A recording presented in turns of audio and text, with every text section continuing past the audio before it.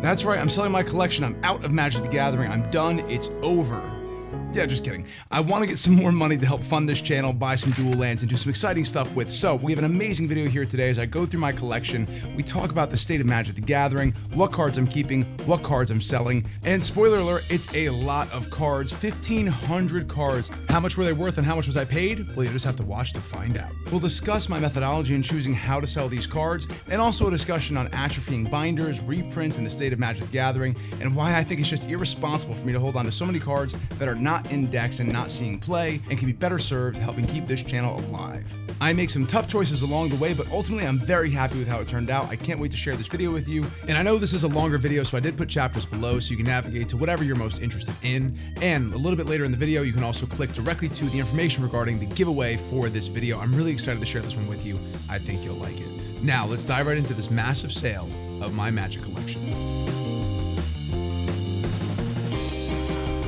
Also, I'm proud to announce that this video is sponsored by Card Conduit, the easiest way to sell your cards on the internet. They have a new amazing collection estimate tool here where you can upload from various collection trackers, including TCG Collection Tracker, and it will give you an estimate on your card collection's value almost immediately. And you can see through which cards are most valuable, and you can select what service you'd like, sorted, curated, or standard. And as part of this affiliate deal, I'm giving you guys 10% off your shipment to Card Conduit using code NERDY during the regular course of business. And then right now, there's a special deal from today all the way through until February 14th, Valentine's Day, 20% off to celebrate the holiday using my code NERDY. Make sure you get in before February 14th in order to get that 20% off your fee cost when sending in a shipment to Card Conduit. Thanks again for sponsoring this video. I do appreciate it. Now let's dive into the sale.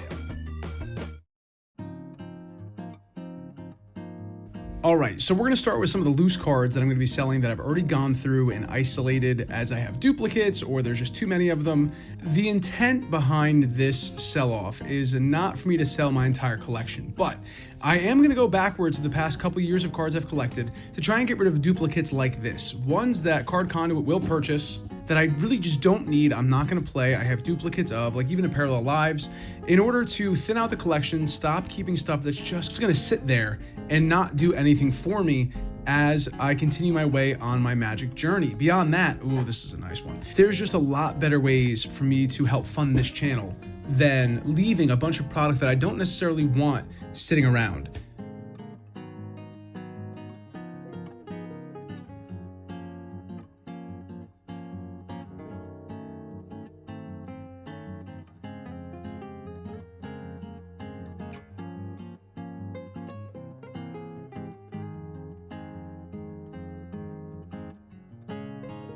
This is a fun bin. This is a bin of cards that I have said I'm going to utilize, I'm going to play with, and I just haven't. And they're good cards, like a foil. Is this one foil? No. A regular Starfield of Nyx. So like that, I haven't used. Terra Eternal I was supposed to use with the new Avatar set. I didn't get a chance. I've just been so busy that my relationship with Magic has shifted. Corpse Dance, for example, like I want to keep at least one of these, but I will get rid of the rest. Multiple Gray Merchants of Asphodel, Reign of Filth. This is Phage, Untouchable. It's signed, it's damaged, they won't take it. Voltaic Key. You know, there are cards I'm going to put off to the side as I go through this process, but there's a lot of stuff that I just simply have no want or need for. Like these old promos, I absolutely want. I love old promos. They are going to stay with me. I'm not trying to pick cards that I think are going to appreciate over time or make me a bunch of money or anything like that. This is simply a process of me preparing for how Magic is shifting and changing. Cards are being reprinted so aggressively, so fast, that new treatments are devaluing old treatments left and right, and it really isn't a reasonable proposition anymore to leave cards just sitting inside of a collection, hoping that one day they will be useful to you. So I thought I can go through, sort out the cards that I'm keeping, sort out the cards I'm getting rid of, and we can discuss Magic as we go through it, where Magic has been, where it's going, and how I'm going to interact with the hobby moving forward. So sit back, relax, enjoy this process of me sifting through cards. As we talk about the reality of Magic the Gathering collecting nowadays, there's boxes I haven't looked at in a long time as well, so I'm curious to see what's inside of them. But as we talk about the reality of Magic the Gathering collecting in this new era, and how I think Magic is going to evolve in the coming years. After that, I am going to be selling these cards, as I said, on Card Conduit. We'll go through the process of how that works, what I expect, and we'll talk about exactly how much I get paid for these cards. This is a sponsored video brought to you by Card Conduit. I actually reached out to do this video with them because my collection was getting unwieldy, and I wonder if they would take children. I wonder if they want stamped art cards. We'll have to see if there's any value for these. But I really wanted to do a video like this, going through the collection, helping to thin out some of the masses of stuff that I just don't want anymore and don't need. And I'll talk about why I chose Card Conduit as compared to other methods of selling cards, especially cards like this when going through a collection. I mean, look at these cards. What a cool era of Magic. These are cool old cards. I don't think any of these. Gitaxian Probe is definitely going to be worth, well, not definitely, will likely be enough.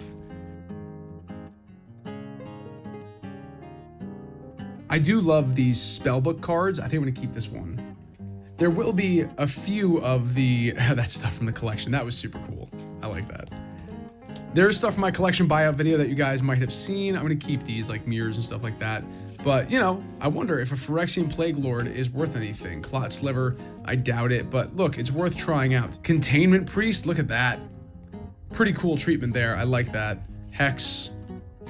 So we'll take a look at these. Oh, yeah. So I'd be very curious to hear below what you guys think about this kind of perspective of where Magic has been, where it's going, and the ways in which we collect these cards.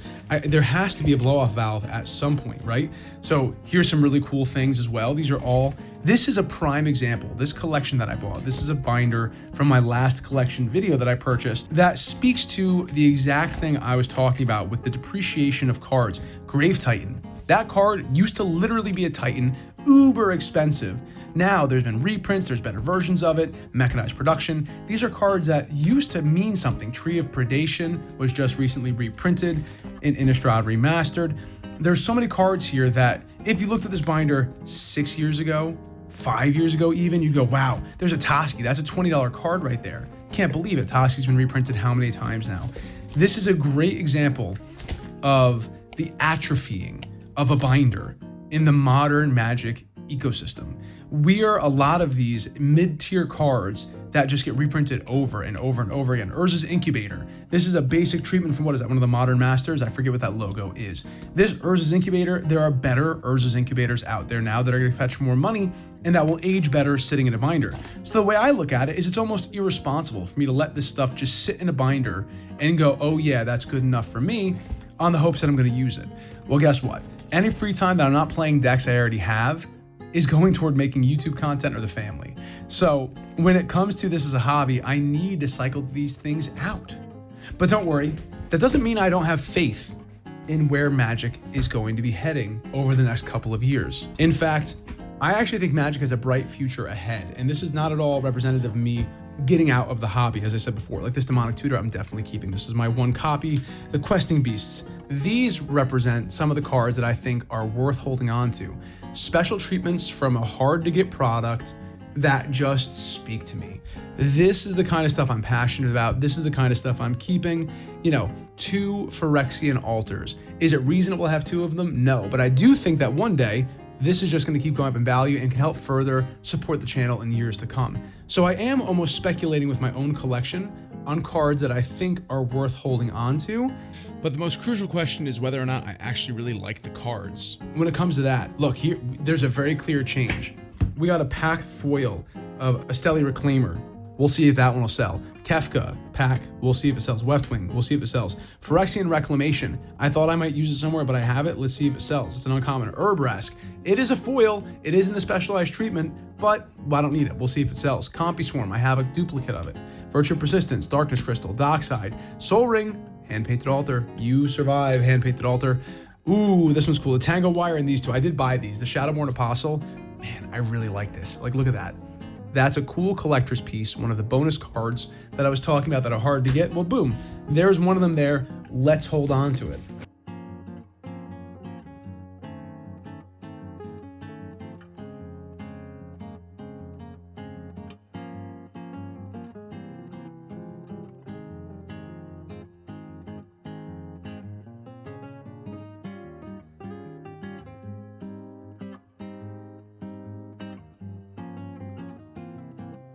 All of these, I hear Firelord, Zuko, boy, like these are all cards that I have duplicates of, or I just, oh, these are both valuable cards. But again, I don't need to have multiples of these, especially if they're not in the best version you get at Firelord Azula. So all of these are gonna be on there, as well as a lot of my more recent purchases. Core of Old Fakehurst King, that was from the collection buyout, but I have a beautiful hand-painted altar of this, and I have a secret layer. Both versions I'd rather keep. Lotus Cobra, again, good secret layers, Chatterfang. These are all fine cards that are worth holding on to in some sense. Avatar's Wrath, I am gonna keep. I think that card's gonna be sick. Badger Mole Cub, I have a better treatment of it. Azula, Avatar Kyoshi, again, we have a Wan Shi Tong. I have another one of these that we're gonna hold on to. And all of this was a tough decision for me. I like these lands from Tarkir. They were really cool to chase after, but at this point, they've sat and they haven't been utilized. So I think it's time for me to go ahead and send them off to a new home. These were from another collection I purchased before I started doing my YouTube channel, and somebody was speculating on Elias Il Core, which actually kind of worked. These things I think go for like $1 or so worth getting rid of these as well. This year has had a lot of ups and downs when it comes to Magic, and I think Wizards of the Coast leaning on some of their worst instincts when it comes to how they create and build certain sets. But there's been some really good stuff too. I think Avatar was a win. I think Dragonstorm Tarkir was a win. There's a lot of cards like this, like Beidor, Feldor. I said I was gonna build these decks. I'm not gonna build these decks. They deserve to be somewhere else, somewhere better, not just wasting away inside my collection. I mean, for example, there are some cards I just simply can't get rid of. This is a hand-painted altar of Kalia the Vast. Beautiful. See, these are the kinds of cards that I want to hold on to, the special, unique cards that I will always take pride in owning. That I definitely want to get on with. But when it comes to just powerful, tri-colored dragons that were cool for a little while and people chased after, Voice of Victory, of course, is in multiple decks, but again, we'll get rid of that one too. It's sitting here, I haven't utilized it. There's no reason to hold on to it. These sets were ripped open so aggressively as people, including myself, tried to get things like Dragon Scale foils, and it just flooded the market with the non-hyper rare cards. That's the first thing I want to talk about today, and why I wanted to talk about it when I started with this binder. Because these sorts of cards, which used to be like where an Esper Sentinel might be, actually these are Commander cards, but outside of Commander cards, like these, you might get an Esper Sentinel or something in Modern Horizons 2. You might get one of those cards that maintained value for many years after the set released, and it was a good thing to hold on to. That's a large part of my motivation for this. I don't think that Magic is going to correct itself anytime soon in terms of how people are interacting with their product and the longevity of some of these products. I think secret layers, I'm not getting rid of almost any secret layers. If I have duplicates of them, now is my time, now's my chance. Well, while I'm speaking of it, I started chasing the crystals in this. That was a dumb idea. Of course I didn't get one of the crystals. It's so hard to recognize what the drop rate is on a particular specialized secret layer at the end. We just see posts online of everybody getting them. It looks like there's so many. The Mr. Krabs secret layer, I've wanted to get that Smothering Tithe so bad. No, that was too hard to pull. And we don't really know what the pull rates are of this before you dive in. So like certain cards, I am gonna wanna keep, but when it comes to the cards that I chased, that I was holding on to, I think now is the time. And this is where it comes to 2026 in my predictions of the Magic market moving forward. I think in 2026, one of the big things, see, here's a risk, right? Now, I bought these back when everything came out. There's my Tom Bombadil I was telling you about. I got these sets back when they were releasing for MSRPs that were cheaper than the anticipated MSRP of Avatar of $450. I mean, these boxes were 300 and change when I was getting them. And now look at them. So I will hold on to my Lord of the Rings. I'll hold on to some of the Surge foils that I did slowly but surely collect over time through trades and purchases. Ones that matter to me, I'm gonna keep, but like an extra copy of Scheming Symmetry, I don't need that, you know? This is the purpose. I will go through and pull the cards like that I don't need. Ooh, this is also kind of like a collection tour video, but these hand-painted altars, not going anywhere. I will build this sliver deck out of hand-painted altars. I've talked about it before on the channel, but you know, it's a passion project of mine. That is something I think to be special and worth the effort. Other things like this, having almost a full set of the oil slicks. I mean, I have a real fond memory of this set. So, you know, I'm not going to get rid of these either. These are the most rare versions of certain cards that I like to have in a collection. They are definitely going to stay with me. But when it comes to signed cards, you know, those are going to stick around because you can't sell them anyway. More hand-painted altars. I'm showing this binder because in amongst some of the cards that I just certainly will never get rid of because they're truly art pieces. They're gorgeous. There's things like this. Just a regular pack foil. Oh, just kidding. I was gonna say just a regular pack foil, but this is actually a promo 2023 Virtue of Strength. Do I need it though? It's a promo. We'll hold on to it. Like this Grave Crawler. I doubt it's worth anything. That Forensic Gadgets here. Yeah, it's in the good treatment, but it's not the best treatment. It doesn't have the invisible ink mark on it.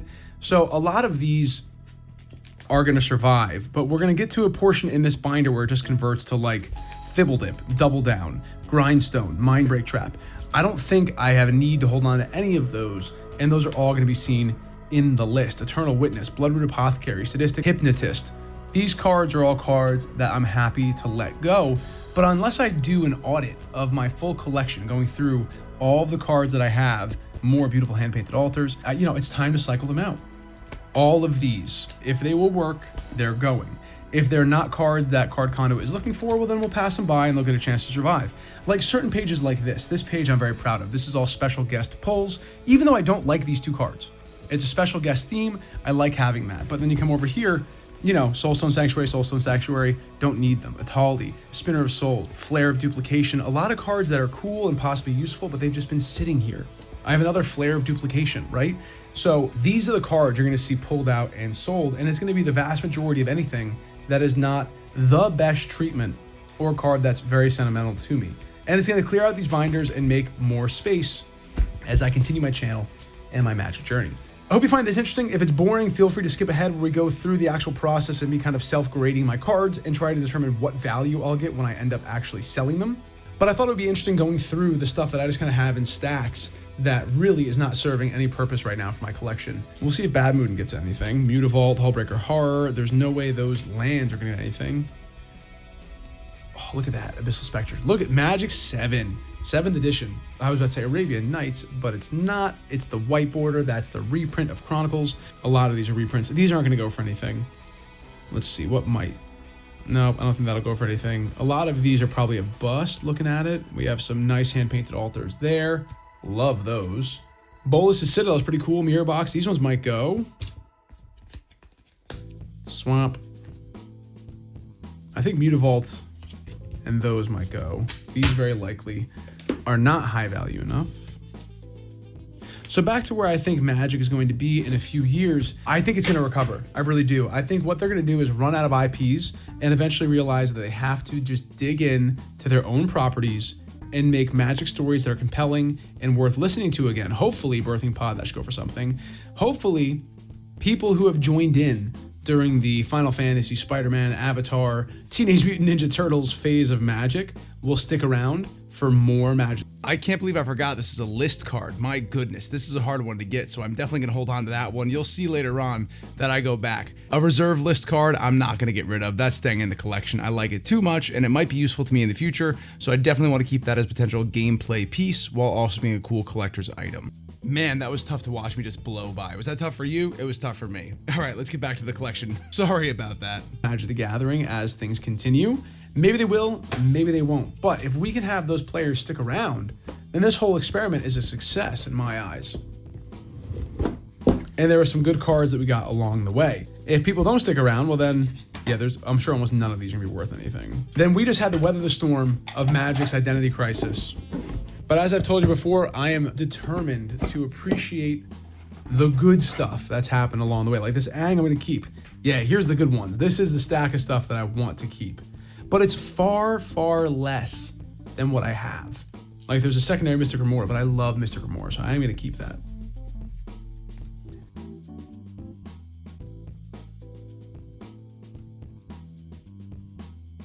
But let's go through some of these. Like for example, The Prosper deck. So Prosper is a good example of like, I think I've already separated out the cards that are probably worth anything. There was a Sword of the Animus back there. Fire Covenant, pretty cool card. Past in Flames, Doom Whisperer, Sudden Spoiling. These ones we're gonna try a Zorn right there. Try and offload and see how we do. So this whole thing is gonna be scanned up. Let's see what I got in this box here. Oh, I think I have more Spider-Man in here. Yeah, see? Okay, so like this Doc Ock, don't need it. Symbiote Spider-Man, none of these do not need. The real question is, are any of these valuable enough? You have to make sure there aren't cards in there that are worth like less than a certain threshold. I forget what it is. It might be 50 cents, might be $1. We'll find out when I go back through and look at it. Okay, here's a great example of a stack of cards that like, I don't know if that's worth anything from Comic Out. Staff of Domination and a foil from Commander Masters 2020. A Commander set. We'll see if any of these are worth anything, but these are cards that could just sit forever, not getting any value, and I'm not gonna play them. So let's see if we can get something for them. These are all cards that I want to keep. These are promos and Japanese language cards that I don't believe they take. We can see if those are worth anything. And then Paradise Mantle, Duress. Look at these two. Wrath of God, I love that, from the vault. And then we got Rhea Dawnbringer. These are unique cards that are worth holding on to. The rest, goodbye. More Spider-Man cards. Stack that all right there. Here's some more cards. A variety of things that might be worth something, like Smuggler's Copter. It used to be worth maybe a little bit, now it's worth nothing. Pongify. Mirror Maid. I think these are worth maybe enough. We'll have to see. There's a lot of cards in here. So what we're gonna do is I'm gonna put it now in fast motion and we're gonna go through these cards. I'll stop and note anything of imports. Then we're gonna start going through my analysis as to why I chose Card Conduit to sell all of my cards, and we'll go through the experience to see how things went. I'll also talk about my anticipation for how much I think I'll get for these cards, my evaluation of their system, and whether or not I recommend them to you. I can tell you I've used their system a few times now. I anticipate being able to give a full, hearty recommendation for their system as a very convenient way to sell cards without worrying about the nonsense of listing individual cards, having people maybe contradict or argue about whether certain cards are real or not. See, this is all the stuff, mystery boosters. I want to keep mystery boosters. These are things from Secret Layers, but this one, no. All right, this little one, this box is being kept. That's some cool stuff in there. And we'll go through exactly what to expect when utilizing the process and the way they value and grade cards, and just my overall thoughts on it as it ends. This is where it's gonna be tough. There's some cool cards in here that I would like to keep, but here's another one, Dryad of the Elysian Grove. We just saw Sexy Dryad getting reprinted quite a bit, Mystical Tutor. Some of these cards are definitely good, there's no question. A full set of Shocks in here. Wow, Dockside Extortionist back when that was a thing. A lot of these cards are great examples of things that just depreciate and atrophy over time, even in older Magic. So a lot of these, I'm hoping, we'll be able to get a decent value upon resale. And a lot of the effort's gonna be in me just going through these cards, seeing what they're worth, and then organizing them to ship out when we're done. So we're gonna put this in fast motion now as I go through and double check the cards that we're gonna be looking for, and then I'll come back with the cards scanned in and we're gonna go through some of the big hits and the misses of the set so you can determine whether or not the cards I got rid of you think were the right call or not. But at a certain point in time, you just gotta rip it off like a Band-Aid. Oh, the Altar of Dementia, look at this. And just say it's time to offload the stuff that I'm not using. Look at that Grave Pack, such a scary card. Offload the stuff that I'm not using and support my future endeavors. So, here we go.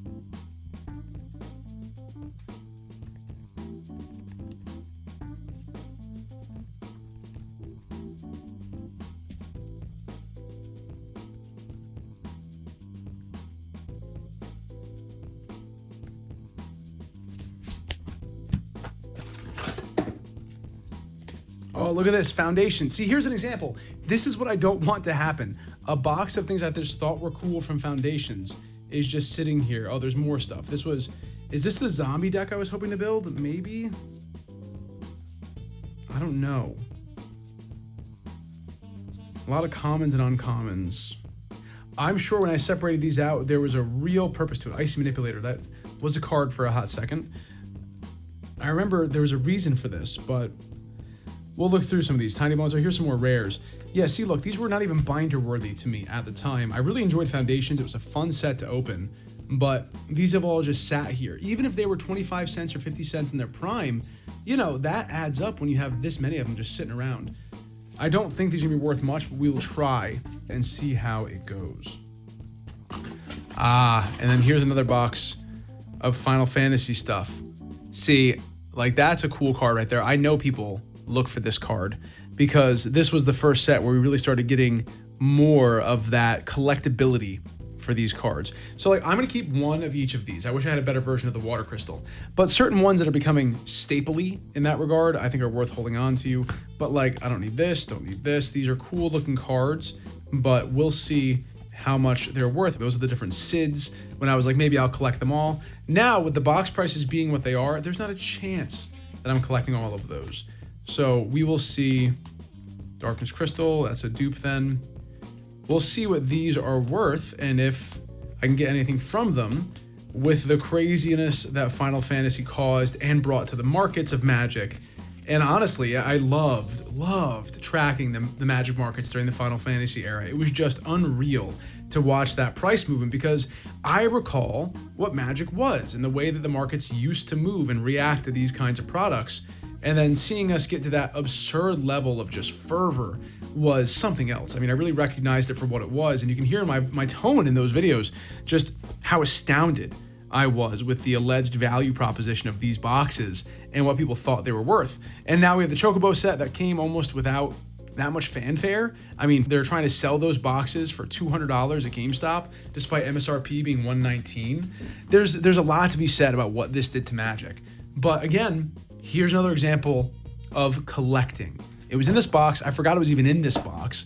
And it's time for me to see if I can convert this into something more usable for me, where I can build memories for us as a little YouTube community here and see where else new Magic product will take us. All right, here's an interesting one. This is one of my first Commander decks I ever built out where I was trying to actually make something mildly competitive. Miri, Weatherlight Duelist. The cool thing about this was I was still turning cards sideways, but I was getting a little bit more complicated by doing a poison counter deck. So this was when All Will Be One was coming out. I got really big into it. So we're gonna see, you know, my whole big thing was make a bunch of Phyrexian Mites, get those poison counters out there, and try and win via poison. It was a pretty good deck, and when it went off, it went off. So there's some good cards here. I haven't touched them in years. I'm gonna say goodbye to most of them. There's a few I'm gonna keep, but we're gonna talk about it. Pathway, we can get rid of. Temple of Plenty, we can get rid of. Timeless Dragon, we can get rid of. Shauna, if that's worth anything, we'll let it go. Delighted Halfling, that's a proxy. Ajani, Strength of the Pride, probably not worth much anymore. Jewel Lotus, back when it was allowed. Infectious Bite. Skrelv, Defector Might, really good card. We might keep this one in the foil. I kept one that was in the non-foil, so we're gonna swap that out, thinking it was the only one I had. Privileged Position. This card is interesting. I might want to keep this because, again, that weird sort of new pip rule might make this a little bit more interesting. We'll get rid of Silverback Elder. The Tyrannix Rex, unless this is really popped, I think I might let this one go too, although I do have almost a full collection of Oil Slicks, so that's a maybe right there. Galta, I loved this version of it. This is when Secret Layers were just starting to get a little wacky. I may hold on to it, might let it go. Worldly Tutor, I just got the Uncle Iroh one, which I really like, so we'll let this go. Temple Gardens in the foil for the Shocklands. Man, if I don't have another foil borderless, I might have to keep this. This is another maybe. Mirari's Wake, this was like 20 bucks back then, not anymore. Bop, let it go. Jawbone Duelist, I doubt they want it. Maybe they'll want that. Golgari Hatchery, maybe. Smothering Tithe, bad proxy.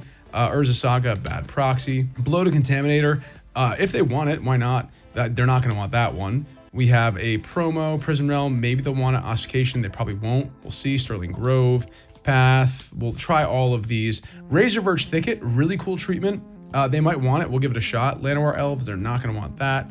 Enlightened Tutor, bad proxy. Garuk, we'll see if they want that one. Gallic Readers have multiple of these. Altar of Bone, this is a really cool card. We'll see if they want it. It's in great shape. I might hold on to it because I think it's my only copy. I might have a Secret Lair version. Graz the Unstoppable. Dahlia, Heretic Cathar, really cool art there. Might have to let that go too. Lotus Cobra, have other versions I like more. And look at this. This is when the all will be one bundles were plentiful and available. I'm not getting rid of the oil slicks. I love these. These are not going anywhere. I can't believe I've just had these just sitting in that box in my closet. This is a really helpful exercise to remind me what I have. So these guys are going to stick around. Definitely love those cards. Don't want to get rid of them. Tyvar Stand. Don't think that's going to be anything. Norn's Decree. Scoot Swarm. And Exotic Orchard in that really cool Surge foil from Warhammer. So we'll see how the prices are on these and make the decisions. Now, I showed these in the beginning, so I do want to talk a little bit about these binders. This is what my collecting is turning into. I'd like it to look more like this. It's very similar to what I had with the Lord of the Rings binder that you saw earlier in the video. Like the Surge foils, yeah, I want to hold on to that. That Liliana of the Veil, I like that card a lot. I want to keep utilizing it. Any of the ones that really spoke to me as being exemplars of something special. For example, I don't need 2 Cloud Midgar Mercenaries. So this one's going to go. Here's another example. I really enjoyed these Fracture foils from Aether Drift. I thought they were cool. Orcish Bowmaster's there. Vaultborn Tyrant. There are some cards that I just think are special and I want to keep. And then this goes into Secret Lair. So it's largely a Secret Lair and recent release binder of the things that I really like and that I want to keep from the sets. And then we're into the Secret Lair stuff. I'm keeping every one of my Secret Lairs. I like them a lot. I mean, they appreciate so much even right after release. It's out of control. So again, typically the appreciation is more incidental. For me, there's all the Tsushima stuff from PlayStation, but when it comes to what I keep and what I don't, you have to consider the market that we're in and whether or not you think these things have a bright future or a weak future and make your decisions from that standpoint. And that's what I'm doing here, as painful as it is. All right, so that is the stack of stuff that we're gonna go through right now, and I might be adding to it as we go along. But I'm gonna cut away now, do some behind the scenes work, put all of these into Card Conduit system, see which ones they're interested in, these 2 decks as well, and then get back to you with what I've found.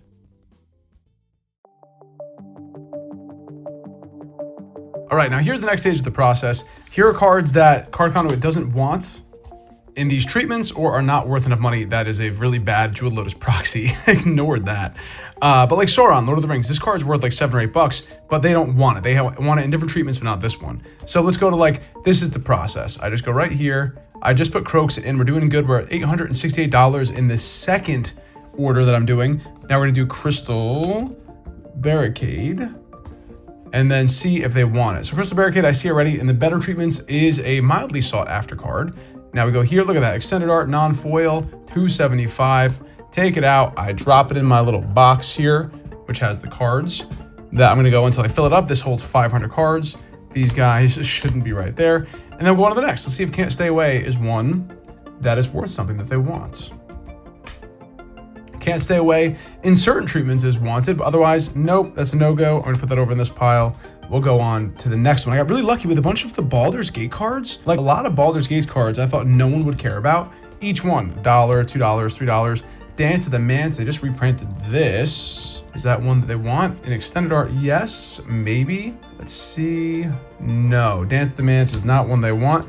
So we move on to the next. There's a foil from Mirrodin. I actually find this incredibly fun. It's like, oh, they don't want it. It's really cool going through the cards and trying to see which ones might be worth something, which ones might not be. Like, for example, here, I think these guys will be something. Oversold Cemetery, Gitrog, Soul's Attendant, Mirkwood.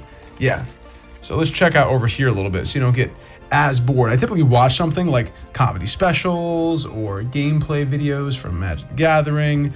I just watched Rudy's video, pumping up Lorwyn. So it's nice because it gives me a chance to actually like catch up on some of the stuff that I don't normally get to watch anymore because I've been very busy with like the family life and such. Okay, this one is not wanted. Let's go to Swiftfoot Boots next in a foil. So it's actually like kind of a relaxing thing that I get to do while doing this, and it's fun whenever like, oh hey look, that's worth money, or you're surprised that it's worth more than you would have thought. That's always a pleasant surprise too. All right, here we go. This is a foil retro, $1.40. Add one to the shipping. I'm gonna have so many sleeves again thanks to this. It's wonderful. On to Foundry Inspector. Foundry Inspector, this card in a foil retro is not wanted, so it goes over the pile. Oversold Cemetery next. So again, the process is just obscenely easy. I don't have to list or take photos or go through any of that annoying process. Near mint, we want the foil. It looks like they don't want the foil unless the foil is worth less than the non-foil. Haha, 50 cents at the absolute bottom, but that's 50 more cents toward the next adventure on the channel. So totally worth it for me here to get Rog Monster. We're looking here for a borderless Bloomborough non-foil, $8. See, it's also cool as well because while I'm doing this, I can see whether or not certain cards are worth more in foil or non-foil, and it gives me an idea about what the market is doing for certain cards that are either popping or just maintain kind of like a steady value. Look, this in a non-foil, $6.40. This in a foil, $4.20. So people like this particular art better in the non-foil treatment, although I gotta say, I think that foiling is kind of nice. And now here's another example. Like a lot of these newer ones, this I would say might get a near mint. Oh, there's a little mark right there. Oh no. I'm going to assume most are going to get lightly played. So when we discuss how I'm going to value these cards and what I anticipate I'm going to receive in payment for these cards after they have been graded, those sorts of things, cards that look near mint, that might not get a near mint rating, honestly. Mirror box in a foil, look at that, $3 right here. I have it in a perfect fit sleeve. Let's see how this one looks. See, now this, I think, is going to get a near mint, right? Authentic, it's Pringled, just as it should be. That's going to go in, and I think we'll get full boat for that one, which is nice. So, you see just how simple the process is, and it becomes very cathartic. I mean, it's nice turning things that were just sitting inside my various little collections, sitting in wait for me to either put them in a deck or to trade with a friend or have the need to even want it in the first place. This one is going to be a miss, but I kind of like this card. It's cool. And watching it just turn into money. We're at 887 in the second order now. We're going to breach $3,000 soon in the estimated value of what I'm selling. And now that's going to go down, obviously, once it's gone through. Foil Showcase, $2 right here for the Mirkwood Bats. Beautiful. I already have this in the decks that want it. And that might be what is with that one little spot? It happened here too. My fingernail must get them. So that's going to be a light play probably. So we're going to send that out, add one more onto the shipment, and move on. Radagast. So you can see the speed with which I'm able to get these cards out the door. Foil, Showcase, Scrolls, done, $1.06. Don't have to list it, don't have to take pictures. You can see why I prefer this over other things. Now, I do wish there was a way I can go back and get Mirkwood Bats and just add one more here in the Foil Showcase, but I can't. I have to go in here and then find it again, upgrade this to 2, and then drop it in. These guys I looked for, they're not cards that are being chased after right now. Let's grab another one of these piles. Let's try and see. Let's go for some of the Bloomborough stuff. Yeah, let's see how we do. So Terminate in a borderless foil from Double Masters 2022, I believe. Terminate. We have the new Terminates. I already have one of those in here. As you can see, a foil. I have multiple of these from Spider-Man, obviously, because I went hard on Spider-Man, as you do. Terminate, borderless foil, 75 cents. Look, that's more than I had just 1 second ago. Add it to the list. Terminate foil, very easy to see. We're at 893, pushing that 900. I do have more cards of high value that I'm going to pull out of my binders, as I showed in the beginning of the video. Haven't done that yet. This is where really a foil, look at that, 50 cents, Bellow Bard. Let's go. That's nice. I like that. It's just so satisfying and simple. We have a foil, Arthur Marigold. This is an example of when they don't want it, right? They don't want the extended art or foil extended art. That one goes to the side. Terra Stomper, I doubt that's worth anything, but it takes 2 seconds to check. Yeah, no, it's a bunch of Terras there going down lower. Terra Stomper is not one of them. This is a list card here. Let's see. Sabo Tavik. I don't think this is anything. I've never heard of this card. Ooh, in foil, maybe. Look at this. No, only the real invasion card, and then it goes on back down. Foil invasion cards, look at that. In 2000, back when a foil used to mean something. Perilous Vault, let's see how we do here. So this process I think is very easy, very convenient, and especially once you get into a rhythm, my goodness, it just goes. So they don't want this Perilous Vault, they want the schematic, and this is not the schematic. Quicksilver Amulet, maybe? Quicksilver Amulet, no, that's not gonna happen. Oh, wait. Hey, retro, near mint, boom. $1.15 richer. Oh, I got 2 of them. Hey, that's a nice surprise. We got 2 Quicksilver Amulets, both in nice shape. Upgrade that quantity to 2. Look at that, $2.30 richer. Well, we'll see what the valuation is, but that one might be pretty close. Look at this, that's foil retro, near mint. Well of Lost Dreams, wrong one. Gotta pay attention. That one. There we go. All right, this is a near mint non-foil. 50 cents right there. Adaptive Automaton. Done. Tyrite Sanctum. Look at this. Near mints. Boom. $2.30. Sadistic Glee here. Oh, that's an old card. Look at that. It's not Tempest. That's Chronicles, and they reprinted it. So I doubt it's worth anything. Oh, look at that. Oh, it's actually from the Battle Royale box set. That's really cool. See, you also learn stuff about the cards as well when you do this. So look at that, $1.80. That's why you gotta check sometimes. Whenever a creature is put into a graveyard from play, put a +1/+1 counter on enchanted creature. Ooh, that would be really good in my Atrophying deck. I can make Atrophying a one-hit kill. Do I hold on to this card? See, it's always funny sometimes going through these collections where you go, it's not worth that much. It's $1.80. I have it here right now in decent shape. And now I know it's from something called the Battle Royale box set, which is kind of fun. I don't know, maybe I'll hold on to this. I like the art. It's a cool effect, and I have a lot of decks that sacrifice creatures, so you know what? This one's going to be staying with me. And then you have things like this where the card is a little bit damaged right there, so I don't know if that's going to come in as like a moderately play when it's bent. Who knows? We'll see what that comes in at. But, you know, Fractional Reclamation, I have multiple copies of this. It's $1, Urza's Legacy, right in the bucket. Like to see it. Here's a nice one, Freed from the Real. Look at that. A common right here from Kamigawa, Saviors of Kamigawa, $5 for near mint value, tap or untap target creature. It's like Twiddle, but you can use it multiple times. That's really cool. You can see why that card is worth $5. Very cool. It's tempting to hold on to a card like this, but right now I have no deck that really needs it, so I think it's gonna go in the box. $5 added into the value. Well, it's late in the night on day one. This is what 500 cards looks like. I don't know if you've ever seen 500 Magic cards except in the movies, but this is what 500 Magic cards looks like. And this is what my total value is right now. 500 cards is the max for a sorted shipment. I'll have to do multiple sorted shipments. I clearly have a problem. $21.79 is the current near mint value. I know these are not all near mint. Sorting through, I was actually disappointed to see the quality of some of these cards, but that's where we're at right now. That's what we're gonna deal with. And I'm gonna do the sorted stage now, which I'll describe later on in the video, going through the process of how Card Conduit works and exactly what to expect. But for right now, that is the value of my first 500 card order. I'm pretty sure I'll get another 500 card order, and then maybe we'll breach into another. Let's see how bad my problem actually is. These are not all the best cards. I did not cherry pick the bangers. We still have a lot of work to do here. 2 precons untouched. And I forgot there's so much more that I wanted to go through in this video, including a bunch of stuff that I've been working on personally. Here, I'll show you. In my card catalog of Magic the Gathering stuff and some sorcery things, and you know, I do like other card games besides just Magic the Gathering, but excuse me for the dark right now because it's late, I'm tired. Decks in progress, all these cards here, I didn't have those sitting upright because they were initially in decks, but there's a lot of cards here that are interesting that I want to look at and go through, so that's gonna happen. And then there's this whole thing called unsorted cards of interest that I have to go through. There may be just cool promos, there might be cards that are worth $1 or $2, but I mean, it's a huge just mishmash of cards that I'm excited to go through. And that's gonna be another part of the collection I'm going through and looking to sell cards that, you know, they've just accumulated over the time since I've been keeping them, preparing for possible decks that just were never made. So it does require 2 hands to shut this one. I normally don't pile them like this. Normally they're like this, you know. 2023 was a slower year.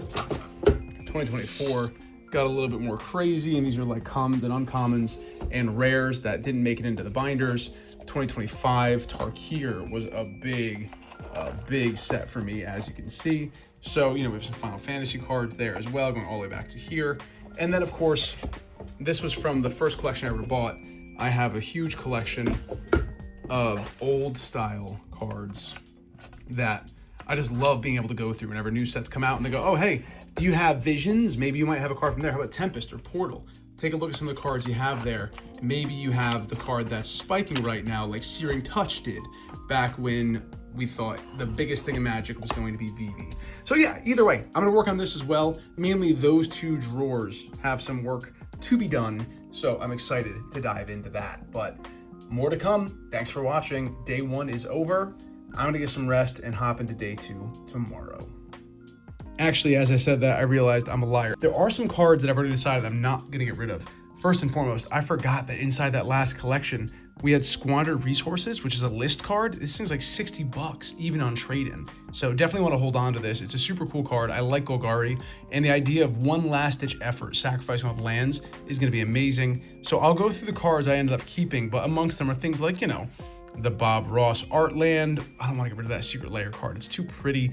They don't take foreign language cards. And then I also have a stack right here of the Japanese borderless art cards, which are all going to fetch a couple bucks per, $1 to $3, $1 to $5. So those are going to go and boost up that number as well. But I'll go through the cards that I kept and why later on.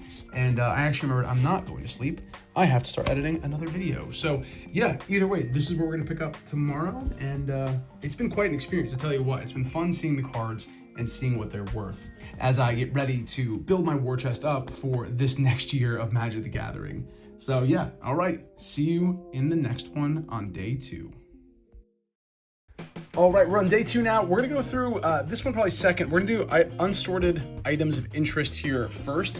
I'm really curious to see what I listed as items of interest as we go through this. I mean, ooh, there's a Halo foil, that's not bad. All right, we'll go through, see if there's stuff that I absolutely need to hold on to and what I can convert into cold hard cash in order to keep this channel up and running. So we'll go through it and see what we find. Let me set up the camera.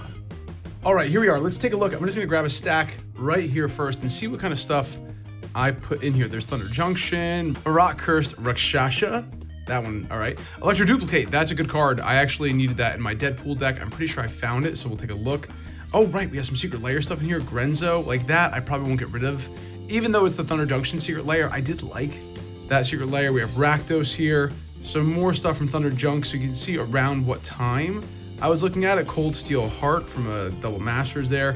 Gaia's Herald, don't know if those are gonna be worth enough to, oh, Fireman's Patient, that'll probably be worth getting rid of. I have like 30 of those. That's an exaggeration. I have a lot of those. I don't need any more of them. Magda maybe would be worth something. Pyrotic Charge, let's see. Overlord of the Hauntwoods, that's a promo. That might be kind of tough to part with, so we'll have to see. Another promo here, 3 steps again. Thoughtcast, that I think is worth something. Aether Vial in that beautiful orderless. I really like that from Double Masters, but I have the Masterpiece from Kaladesh, so if I have another one that's in a better version, we're getting rid of it. I'm gonna have to adopt more of a even more liberal policy when it comes toward proxies, where if I have like my peak version, I'm not gonna get a better Aether Vial than the Kaladesh Invention. There just isn't one that's gonna be better, I think, ever. So that's the one that I'm gonna hold on to, Thrill of Possibility. The Sipsig Ceremony, this card I feel like totally got undervalued in its utility, so I doubt that's even enough for them to take it. We got some more stuff from Tarkir, another promo stamp. Phyrexian Furnace, probably not enough. Ooh, look at this. We got some of the From the Vault things from Thunder Junction. These might be 50 cents to $1 a pop.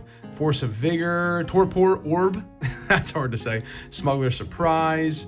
I don't think a lot of these are worth it. Laughing Jasper Flint might be worth something. Let's see, a lot of these commons I don't think are going to make the cut. We'll have to see from there. Mahdi, these were all from a collection I bought. I don't think these are even worth 50 cents. If they are, then that'll be a nice little way to convert those into $50 pieces in real life. We got a bunch of commons here. Now, when we get to things like this with Exodus and an uncommon, Merfolk Looter. Hey, for all we know, Merfolk Looter is totally in style right now because of Lorwyn coming out with more Merfolk. I don't know what's going on with my voice today, but this is an example of when I was going through the commons and uncommons and I found stuff that was relevant to specifically my Hashton deck. When looters were exactly what I wanted. That's what some of these were pulled from clearly. There's a Proxy of Mine. Some of those were pulled specifically to try and build a deck. Warp World, that might be something. Forgotten Ancient and Foil from Dom Remastered, maybe. Braids Cabal Minion, I don't think is worth much. Leyline of Mutation, Razorkin Needlehead. I really like this art. I might hold on to this one for the art itself because I think that was a really cool idea. We got another promo here. Omnivorous Flytrap, maybe. We'll put that over there with more of the promos. Oh, Entomb! This is one of my favorite Entombs. I took this out to build a deck for sure. I'm not getting rid of that. I like these. It's in the foil. It's cool. That's definitely going to stick around. Soundwave, Priest of Titania. We got Buried Alive. Yeah, I'm going to keep these. Zombie Infestation. I like these from that set. We have another promo. We have some promos here. That is interesting. These guys, oh, Intruder Alarm, all of these, I might hold on to that because again, I was really enjoying that art style. Relic of Legends. So, you know, there's some decent stuff. A buy a box promo here from Hidden Blade with Assassin's Creed. That is a Step Incomplete foil. That's kind of fun. See, I like going through these. It's stuff from different periods of time when I was collecting pretty intensely. Okay, there it is. Step Incomplete. Woo! See if that's worth anything. Do you like my organization here? Amazing, amazing organization. Let's make this look a little nicer. Here are my definitely keeps pile. This one we're definitely gonna hold on to. These are maybes. We'll see how these come up when we're looking into the value of them as a maybe. And then, yeah, these definitely keep. I think they're cool. And Duskmourn did have some unique art treatments included in it. What else we got here? Leap. I think, yeah, some common and uncommons that I thought were decent for utility. I don't think any of these are going to make the cut. Ooh, Mural Shield of Argive. Definitely. Firemane Commando, also a great card. These guys all have some potential. Tyranid Invasion and the beautiful Surge foil. Skrelv Hive. This is my only copy of that. That's going to stay. I do like that card. It's only worth $1 or so anyway, I'm sure. Some of these, we got some Mirrodin rares. I'd be very curious to see what those come up in price-wise. Oh, look at that. Morningtide. So cool. What an eclectic assortment of cards. Unnatural Hunger. Man, Magic definitely had some flair back in the day. Goblin Gang Leader. We got some stuff. This from Mystery Booster things. I'm not sure if any of these... I mean, a lot of the Mystery Booster common and uncommons from the list have a decent value on them despite being common and uncommon. Like Dina might get something. People play Dina. Secret Plans. So, you know, a decent variety here. We got some things from Innistrad Remastered now. Mirrorwing Dragon, I think might be worth something. Vexing Devil. So some interesting stuff there. Let's see what else we got. Oh, Hazel. These are my duplicates. I bought 2 of this pre-con because I liked the cards in it so much, and I'm a big squirrel guy, so I might hold on to these. I like those cards. Vexing Bauble, that's a good card. Veli Quest Caller, we got some stuff from Bloomborough now. We got some old pre-con stuff. We got Fallout. I only bought like 2 collector booster packs of Fallout. It wasn't really my thing. I just wanted to be involved in it a little bit. And I'm happy I did because the cards I got are generally pretty cool and I do use them. Mirkwood Bats, right? Like that's a common. Lord of the Rings, I don't think that's going to be taken. Oh, a gold stamped art card, Tomby Bombi right here. Nice Tom Bombadil. Those are always fun. I wonder, I'm going to look. We'll see if these have gone up in price since people started paying attention to art cards again, especially the gold stamped art cards. Yeah, these are just cards again of interest here. Sleep Cursed Fae, that might be up a little bit with Lorwyn coming up. We'll take a look. Coiling Rebirth, Osteomancer, cool stuff there. We got more promos. I do love the promos. Marionette Master, that is probably going to get at least, what, 50, 60 cents? We'll have to see. You know, when you add it all up, it becomes a significant amount of money. So little choices like, do I need another Marionette Master? Or would I rather have that go to my accumulating price here on Card Conduit? We got Blood Money. That's probably going to go for something. That's the extended art foil. That's a really nice treatment of Blood Money. I like that. But again, we'll put that in a maybe. Cranko. We can get rid of a Cranko. Llanowar Loom Speaker. We got Gale's Redirection. More of the promos here. That's a buy a box promo. A lot of the buy a box promos from more recent cards are just not going to hold the value. These were pulled directly out of a pre-con. This one right here, actually. Really, really fun pre-con. What is it? The Tricky Terrain pre-con from Modern Horizons 3. So we'll see what I end up doing with those. Oh, these are all Plane Chase, I think. I like these. I'm not going to get rid of these. Well, if I have duplicates, right? I don't need multiples of them.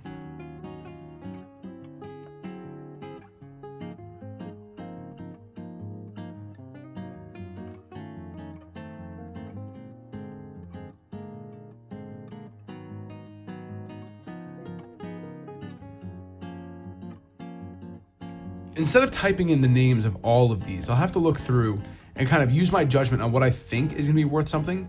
I'll look some white bordered, unsummon, that's cool, and go from there. Bellow, Bard, Arthur, Marigold, you know, some of the rares. Hunter's Talent. The talents are typically things that Card Conduit wants to buy because people love the talent cycle, and it's really just gained popularity ever since the release of that set in Bloomborough.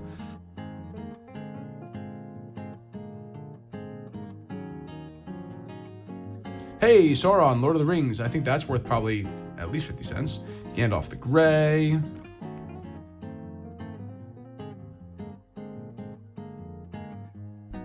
We got the Phyrexian Walker, actually from Visions. It's always cool when you see a card that's actually from Visions that isn't just a reprint of a retro frame. I like that. We got some Modern Horizons 3 and 2 right there. Kamigawa, the Jolly Balloon Man in this treatment, that is a card of interest.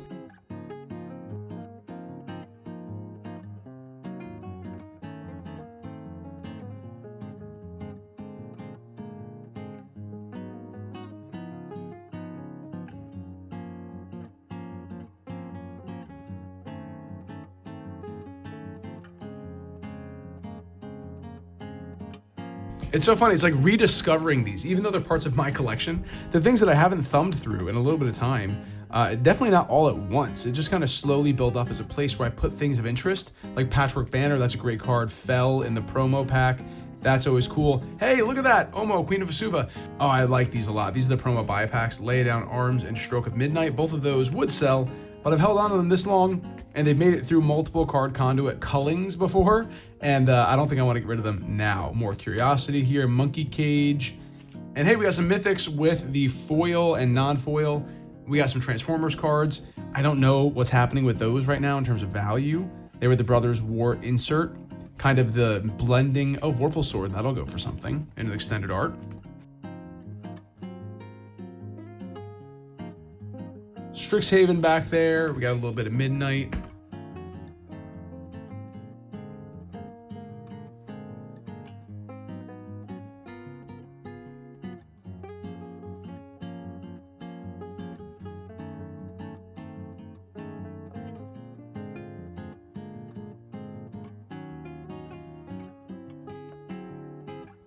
All right, let's see these side ones. I'm curious. Why are these out in different stacks? I think it was just to fit more, but I wonder if there's a theme to them. Yep, some Thunder Junction stuff here. Ooh, we got some old Ice Age lands. I love those. Those should go somewhere else. Canopy Vista. This looks like more stuff from Adventures in the Forgotten Realms. Baldur's Gates. I don't think much of these, if anything, are worth. Hobgoblin Bandit Lord might be 50 cents, maybe. Soul Transfer is not. Ephemerates. Acidic Soil, that's cool. Uncommons from Urza's Saga right there. Clay Champion. Nothing really crazy there value-wise. A lot of this stuff is very mid-ranged value. Oh, here's from the Collector Edition Lord of the Rings. Mixed in with Thunder Junction. Radagast. We got that Mirkwood Bats in the foil. I like that. I think I'm going to probably hold on to those. All of those. We have more Mirkwood Bats. Look at that. Oversold Cemetery, Gitrog, Soul's Attendant, Mirror Box. These are going to go for something. Those are all very sellable for sure. We got some Surge Foil Swamps. I can't get rid of those. I love those. Thrakus the Butcher should be worth more. Is not, but is an amazing card. What does it do? Well, it doubles the power and toughness of each dragon you control till end of turn. In any dragon deck, Thrakus is just amazing. Leyline of Sanctity. I wonder if that's going to be worth enough for them to want to pick it up. Oh, this was found in the collection. It's like a token. Goblin Shaman from MTG 30. Kind of cool. Just like Minsk and Boo. We got Boo right there. Those commemorative plates. I thought those were funny. And then we got some revised stuff here.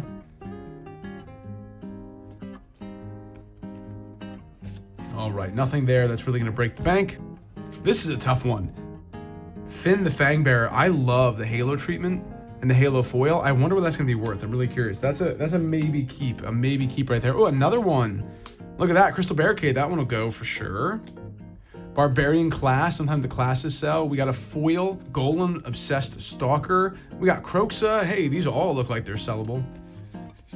And they were just sitting in the drawer, just waiting to go to a new loving home. I'll have to go through some of these too. Very few of the Brothers War artifacts get past that 50-cent value. Perilous Vault sometimes, Quicksilver Amulet sometimes. We'll see. We'll have to go through. Very time-intensive process in trying to find out which cards are actually worth offloading when done this way. You know, Joda, I wonder if he's worth something. Essence Vortex. So it definitely does take more time when you do it this way. We're not deliberately going, oh, I have these 30 cards I know are valuable, I want to sell them. Man, the process is just zip, zap, zoom real fast. But what I'm doing right here is much more in-depth and takes much more time. Dan! I keep my Dan-Dans. Those are the only ones probably in this stack that are worth anything. But ironically enough, I want to keep the Dan-Dans. So that's where we are with that. Can't Stay Away. We got Liliana's Reaver, more stuff here. I wonder if, is that, oh, that's a miscut. Right, that's why this one was of interest. Look at that. Really almost cut off at the edge there. No border almost at all, and a lot there, and that's a foil right there. I like that. That's gonna stick around, pretty cool. Exhume, Phyrexian Processor. This card is pretty cool as well. I almost use that in my Atrophying deck. It's in my Atrophying Brawl deck, and it does fine, but I don't think I can justify putting it in any other deck, really. That's like a in case of emergency pull ripcord kind of card. Mishra, March of Progress, Urza, Prince of Krug. Doesn't this card look like it's something? It looks like it should be valuable. It's not. It's fun though. Taunos, a lot of Brothers War stuff. I really enjoyed Brothers War. It was a good set. And I loved the precons too. I still play that Urza. That Urza is sneaky amazing.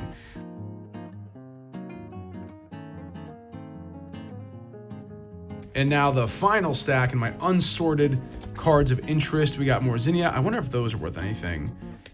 Valor Flagship, Optimus. I am going to go through most of these.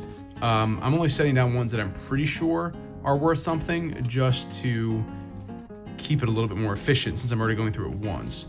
Entis Restoration, I think, is a good card. That's a foil as well from the best Lord of the Rings set. Asterion the Decadent. This popped for a hot second during the Baldur's Gate 3 fervor. We'll see if he's worth anything anymore. We got more stuff from Tarkir here. I don't think much of any of these are worth something, but I will be curious to see because I also went very hard on Tarkir and will have multiple copies of almost every single card in that set.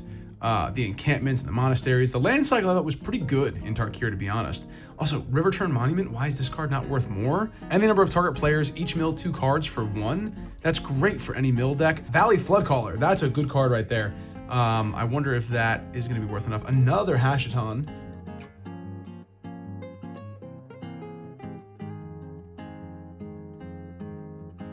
Yeah, so we'll check, but I don't think those are much of anything. So that is my very organized interpretation of the stack of things I have here.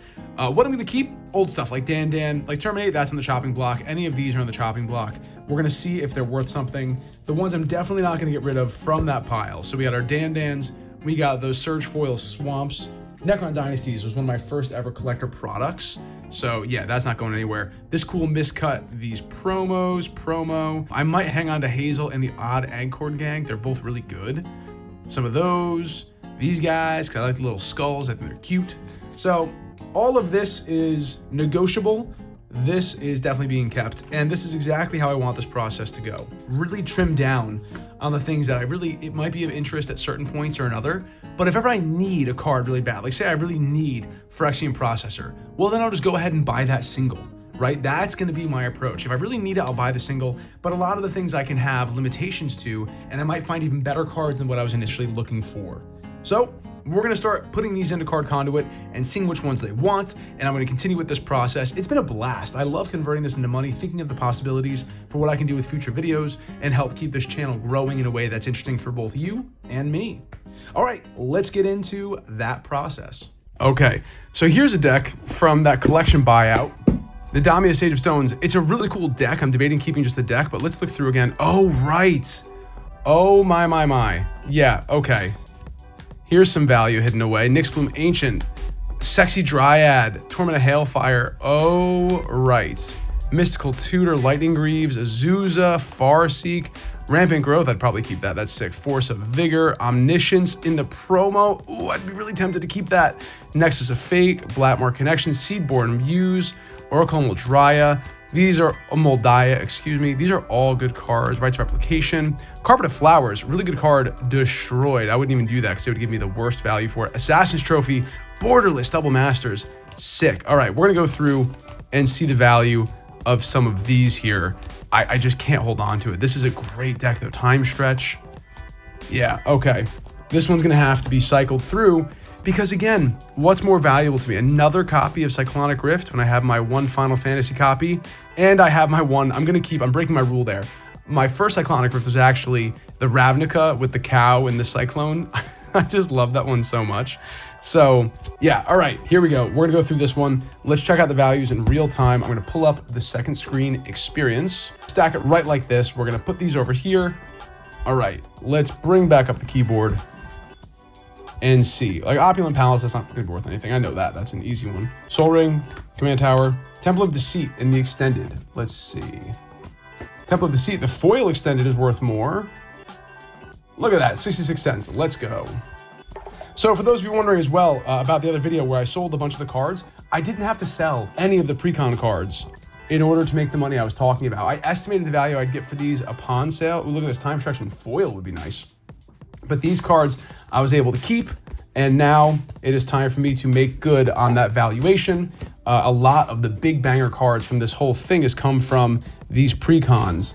And don't forget, I gave away over $1,000 easily of commander decks to my viewers, which I was very happy to do. But that would have boosted this up even more. Look at that, $2.05 right there. Temporal Mastery, a good card. In foil, it'll be worth a lot more. This is the list version. Make sure I find the correct one. Was recently reprinted. The list is $2.75 in near mint. Let's do it. Fine by me. Narset's Reversal, I don't think is worth much, but a really good card. I feel like it should be worth more for the power that it has. Let's see, in non-foil, we're looking at $1.50. Worth it from War of the Spark. Nature's Lore. I don't think that's worth anything. Also been reprinted a gajillion times. Now it's in Nature's Claim. Okay, it's not one they want. Easy. Wayward Sawtooth. Next. I don't think that's worth anything. It's an original printing though, so that's something. Hey, look at that. That's in foil. Never mind. Near mint. $2. Worth it. See ya.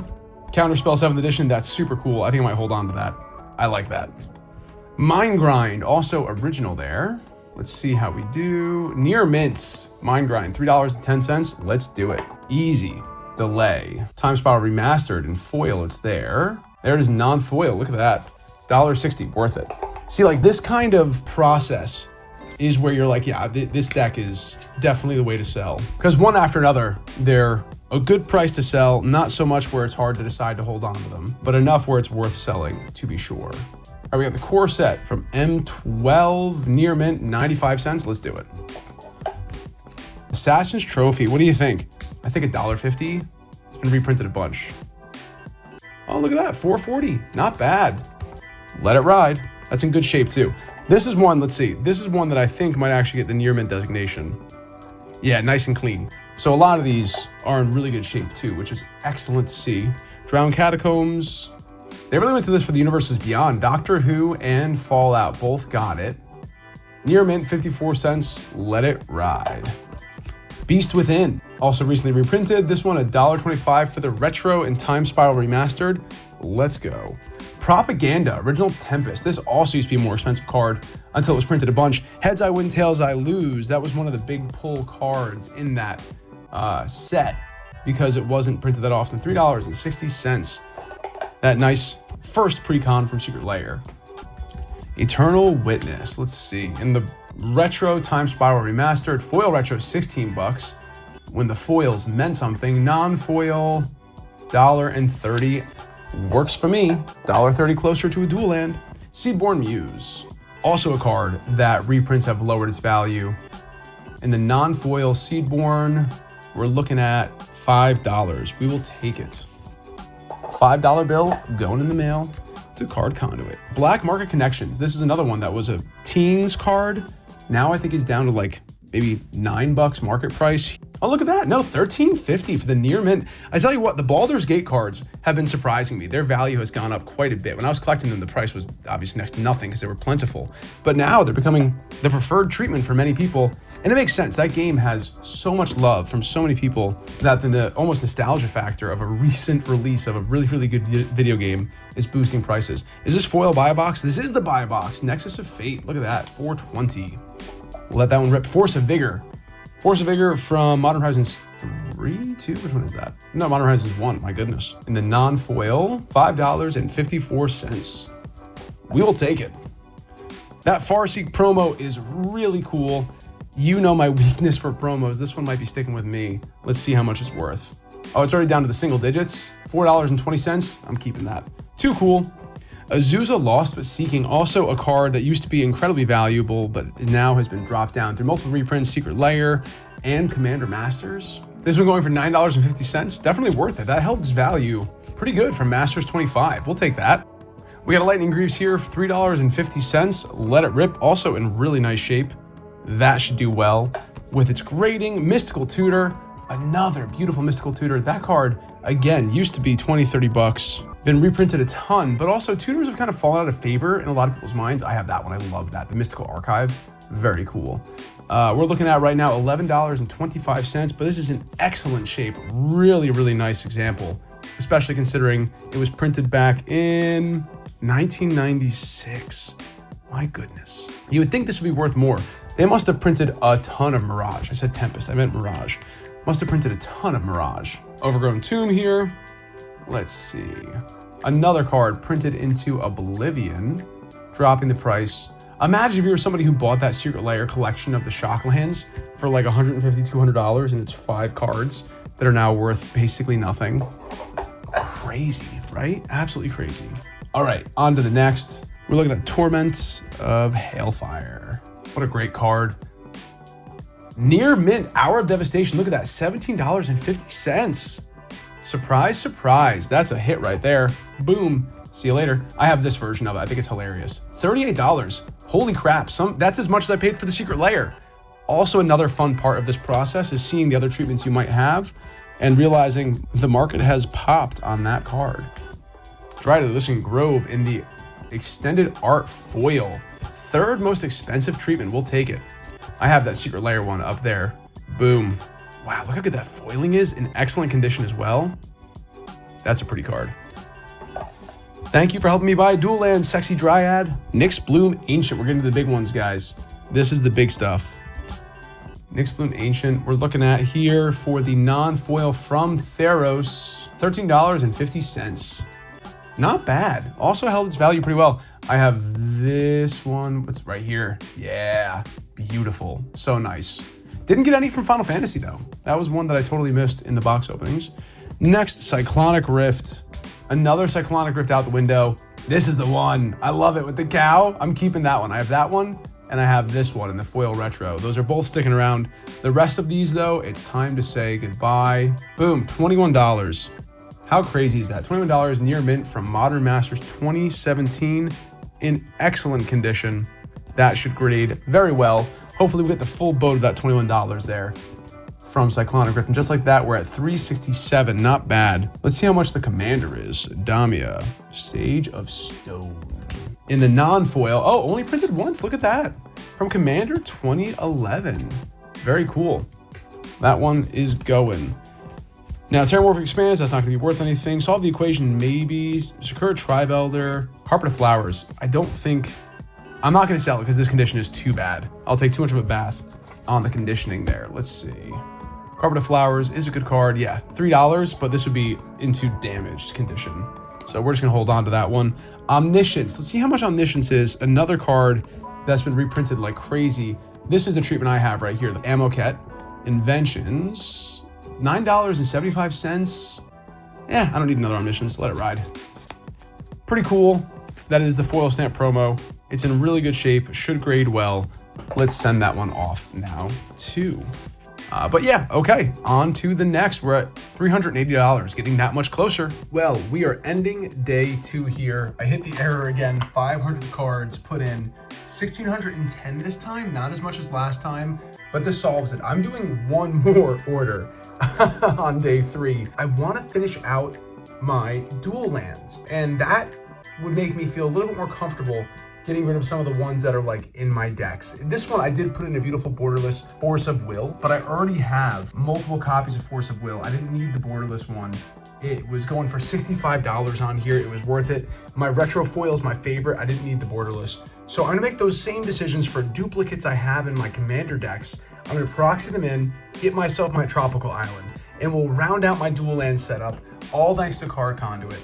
So either way, it's late, I'm tired. What time is it? It's 11:49 p.m. on day 2. We're gonna start back again tomorrow, trying to get this up for a 3rd order now. So this pushes my total to around $4,000 total. We're at 2,400 or so in the last order, 2,200. I don't recall exactly, I'm tired. I'm hoping, depending on the way they grade, we should get, around that $3,000 mark in cash with all these cards to help fund the future of the channel And then while I'm in this mode, we're gonna keep on going and round out my dual lands finally, which is gonna be just amazing. So I will see you tomorrow. That's the end of tonight, and we'll keep on crushing. All right, here we are in day 3, and my perspective has shifted a little bit on what I'm trying to accomplish now. These cards from my decks in progress, which have not been built, have been just accumulating over the past year or two. And my goal now is, with this third order, I want to get enough money in order to finish out my dual lands. I need about $1,000. So I need Volcanic Island and I need Tropical Island. So maybe $1,100. We'll have to see, depending on what treatment I want. So it kind of is interesting how it changes my perspective on what cards I'm willing to get rid of when I'm not just trying to fund the channel or get money for money's sake, but to convert it into better Magic cards. When I'm converting into better Magic cards like dual lands and finally finishing that collection to have a full set, which is just going to be unreal to experience, I think I'm more willing to let go of some cards I would consider staples or that I might have considered using in the future. So we'll see how many of these are actually bangers. I'm going to set up the camera and we'll look and see what the value is like here. I know my zombie deck is in here that I was thinking of building. That's going to be tough to say goodbye to, but we will see once I get this all mounted up what kind of power we're looking at and what kind of value we have inside this drawer. Okay, now I don't expect there to be a huge amount of value in here as we get started with day 3, but I do think there's going to be some cards that are worth a couple bucks that, you know, more so than not would have had value because I thought of using them in decks. More Curiosities, that was when the VV thing was happening. Owen Grady, one of the Jurassic Park cards, I think might actually be worth something. Calamity, Stringerback Terror, this should be worth more, but it's not. Steam Blast, some cool stuff here. Decimate, Aclazotz, that's a good card. See, like these are cards that I thought of using. Battle Axe, High Market, and that awesome double foil treatment. Ooh, this is fun. It's like Discovery. These are cards that I did like, clearly, because I was going to use them in decks. Basilisk Collar, Great Train Heist, another one. Aggravated Assault. Oh, Blacksmith's Talent. This is going to be tough, but it's for dual lands. I just have to remember it's for dual lands. Necro Dominance. Yeah, see, there's going to be some good cards in here. Come Back Wrong. Quicksilver Amulet. Let's see. Sneak Attack in that retro foil. Oh, man. You know, I have not put this in a deck since Dom Remastered. What does that tell you? Every time I go to build a deck, even with red, I never think this is good enough. So maybe it's my time to say goodbye to it. Cranko, Icy Manipulator, FNM promo. That's not going anywhere. That's too cool. That's going to stay over here in the keep pile. That was just too cool and too good of a find. Oh, another one from the vault. These double foils are going to be very hard to say goodbye to unless the price is really right. Darkness and that beautiful Surge foil. Let's see. Goblin Victimize, Persecute, Cultivate, Chittering Witch. Oh, that's a Handpainted Altar, an extension, Howl from Beyond. Those aren't going to go anywhere because those are damaged in terms of anybody actually trying to buy it. A little cute puppy there. 9 Lives Familiar. Ooh, I wanted to use this. It's probably going to worth like 10 cents. I think that's a keep. That's such a cool card, only printed in Foundations, I think. Dark Depths. Hey, now I have a better treatment of Dark Depths. I have the one from Avatar. See, that's another example of why cycling like this is important if you already are going to get reprints that you like better. So I love the Iceberg Aang Dark Depths.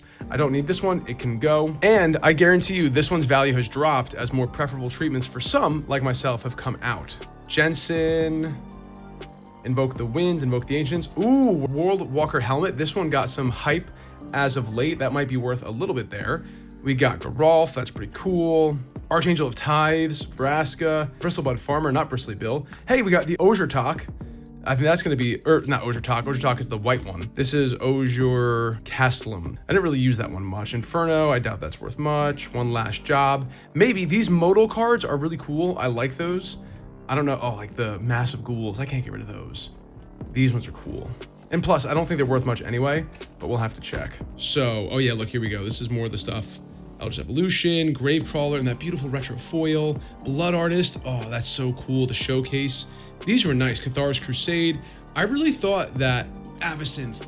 Yes. That would be tough to get rid of. I might have to keep that one. I think I have a better Avacynth from the Angels deck. I'll have to check. I'm trying not to keep duplicates. That's a big thing here. Not keeping duplicates of powerful cards. I'll just proxy them. Valley Floodcaller, another copy of that. That's nice. A really bad proxy of Esper Sentinel. Let's see. Memory Erosion, Drana, Wizard Class, that's worth a couple cents. Witch Enchanter, those are typically worth something. Prophet of the Scarab, Guy's Blessing. You can see I was getting ready to do some sort of zombie deck. Not a real Pact of Negation, that is a just proxy printed out. My proxies I always make sure are very obviously not cards. I never want to confuse myself or others with a proxy. It just is too risky, especially with how good some of them can look nowadays. Hostile Investigator, I doubt that's worth anything. We'll have to see, but it's a foil mythic from the vault. Crashing Footfalls in the special guest slot, kind of cool. Pestilence, that's a cool card. Don't think it's worth much. Rogue's Passage wins games. I'm gonna hold on to those. They're cheap enough. I'm not gonna sell them. Ooh, Kodama of the West Tree in that foiled stamp.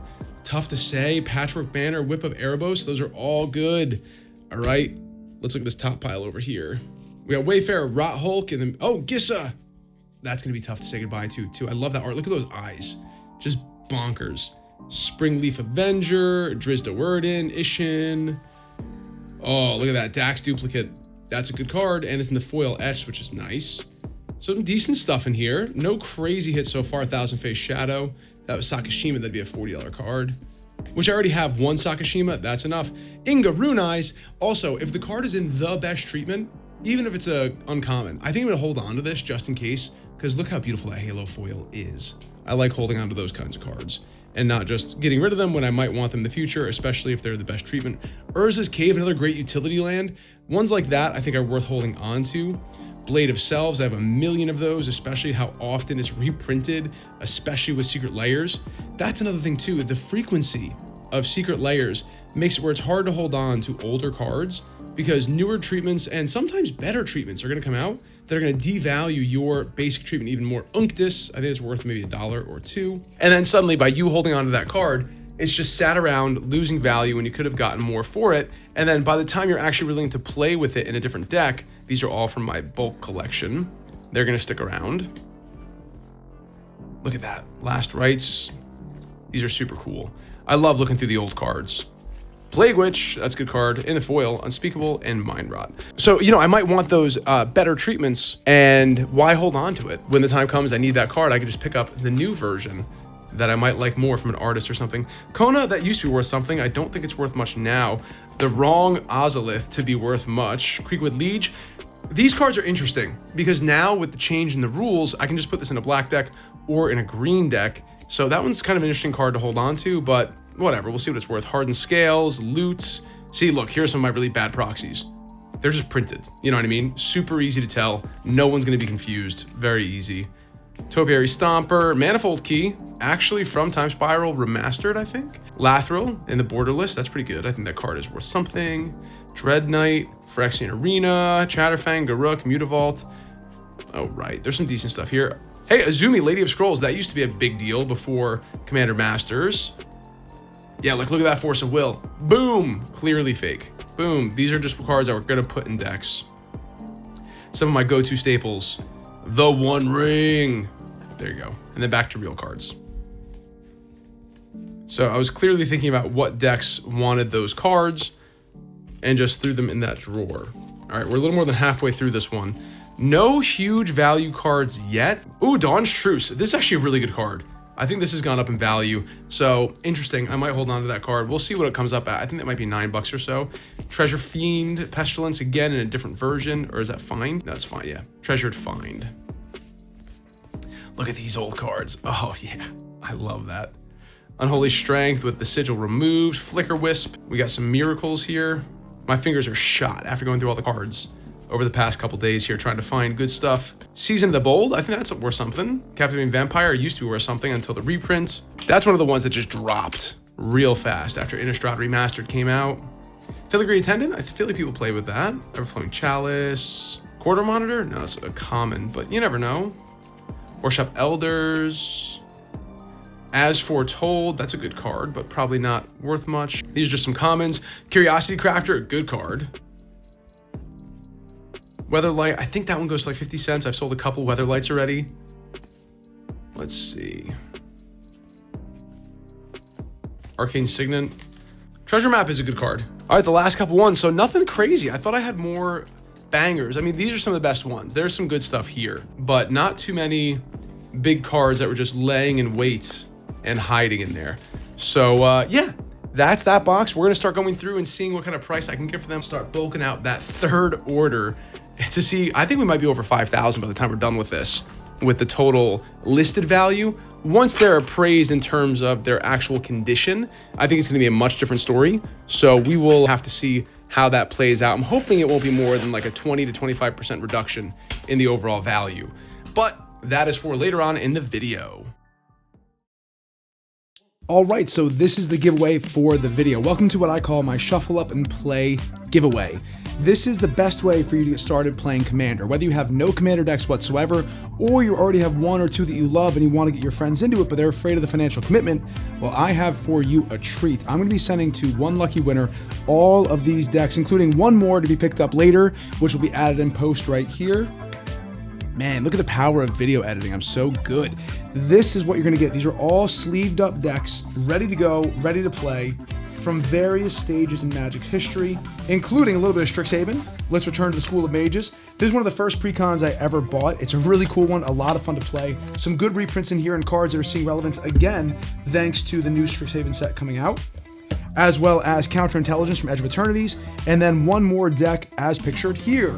I'll be giving sleeves for each of the decks and deck boxes. So if you want to give them to your friends, or if you just want a better way for you to store them or use them for existing decks, we will have nice leather or faux leather, whatever these are, deck boxes. So this will decrease the price of admission to start playing Magic the Gathering. As I've said many times before, one of my main missions for this channel is to help share the goodness that is playing Magic the Gathering and Commander with friends. And I think this is a great way to get people started while decreasing the cost of entry.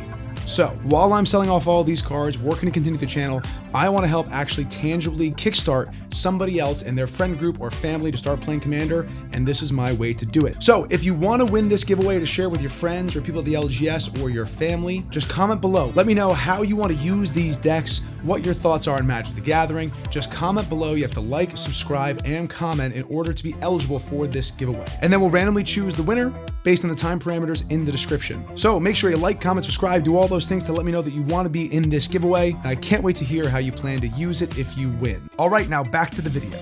Well, you joined me at a really tough problem here. We have Gemstone Caverns, which you saw me pull on this channel with the beautiful swirl there. It's just gorgeous, beautiful card. But I also have had Glittering Caves of Aglarond, and it's gorgeous. The Surge foil, beautiful. Two of the best versions of Gemstone Caverns that you could pull, and I have them both. The whole proviso for this video is I don't need both of a card. These are two of the best treatments ever. Right now, this is $239 on TCG. The price is dropping from its all-time high of like $400, $500. It was insane. But then you look at the other Gemstone Caverns here, Surge foiled. This has been on the rise, up to $185. Now, because of these more recent fluctuations over the past couple months, Card Conduit has a slightly different approach to how to value it. Right now, it's a better value for me to get rid of Gemstone Caverns here. They're both about $40 off the mark. This one has begun to rise, this one's begun to fall.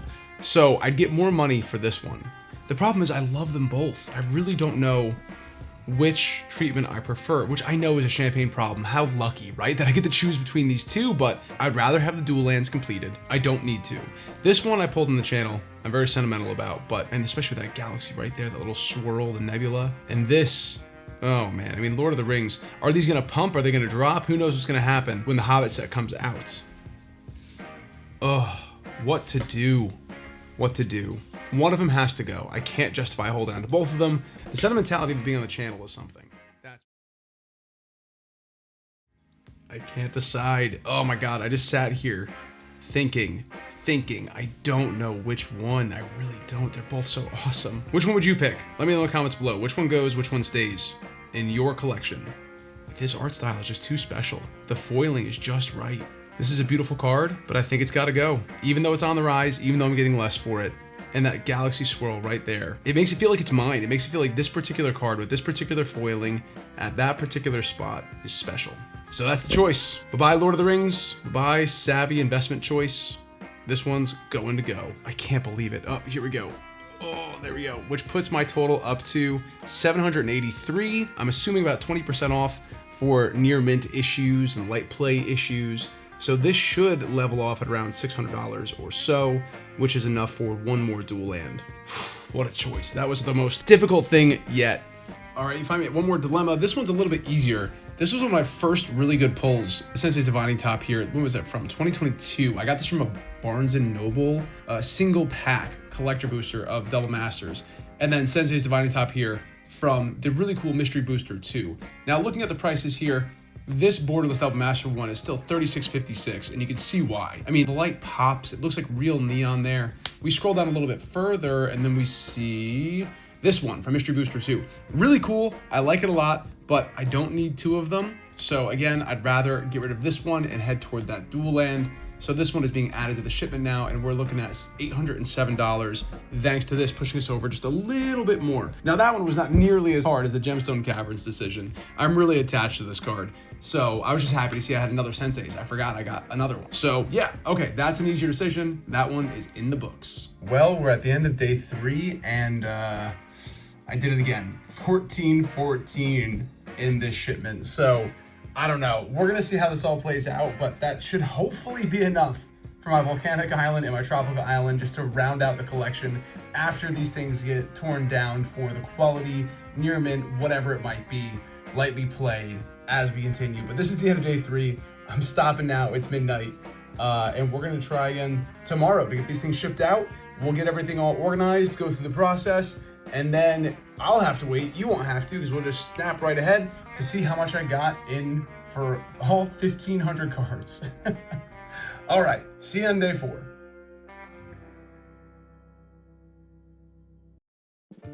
All right, welcome to day 4. It's time to sort out my second of my 3 shipments here. The way they do this is you have to put it in order. This is so I only get a 2% fee, because I'm gonna send them everything in order. You can take a 5% fee and just send all the cards and they'll sift through and find them. But I find that this little exercise, especially when you're doing ones over $1,000, is worth your time to save that extra 3%. So you go by the set symbols, and then that does help out, especially if you have duplicates. They'll tell you the number of cards you have of that particular kind that you're sending in. Like I have 2 Brothers War Scrap Trawlers in the retro, and this is just an easy way to figure out what you need to do. So when I have this many cards, I used to do it by set symbol, but now what I do is by color. I think doing it by color is probably an easier way, because I know the Darkness Crystal is black, Summon Titan green, so it's easier for me to find them, and it limits these piles into much smaller, about 80 to 100 card piles. You start to get to know the order, and then for certain ones where they're like clearly unique, these are all borderless source material Spider-Man cards, I will just put these in a separate pile because they look so distinct. Why should I shuffle past them so many times just trying to find something that isn't that card? Same for these. Look at that, almost 40 cards there, maybe more of them are just basic lands here. So those basic lands I'm going to set to the side so I don't have to sift through them. So it does really help make it easy for you to find what you're looking for. I anticipate this is going to take probably 45 minutes or so in order to get it all organized. I'll let you know how it goes after I'm done with this step. But right now I'm very excited because on this 4th day here, after sorting through all these cards, I've had to make a few hard decisions, had to get rid of a few cards that I really do like, but we're looking at over $5,200 right now of scanned value. So I'm very curious to see how these grade and how it comes up in the evaluation. All right, so here we are at the end of the first shipment process here. We've already done the sorting here. Now we have the grading warning where it says I can either get near mint, 2172, lightly played, all the cards, 1700, moderately played, 1300, and heavy play, 1000. Judging by the cards I've seen and some of the ones that didn't really have great condition as I was going through the process, I'm gonna just fall somewhere around here, like a $1,600 mark, $1,700 mark is what I'm thinking. So we'll see when it comes back how it does, but we have a lot more cards to get through before I can call it quits. Here we go.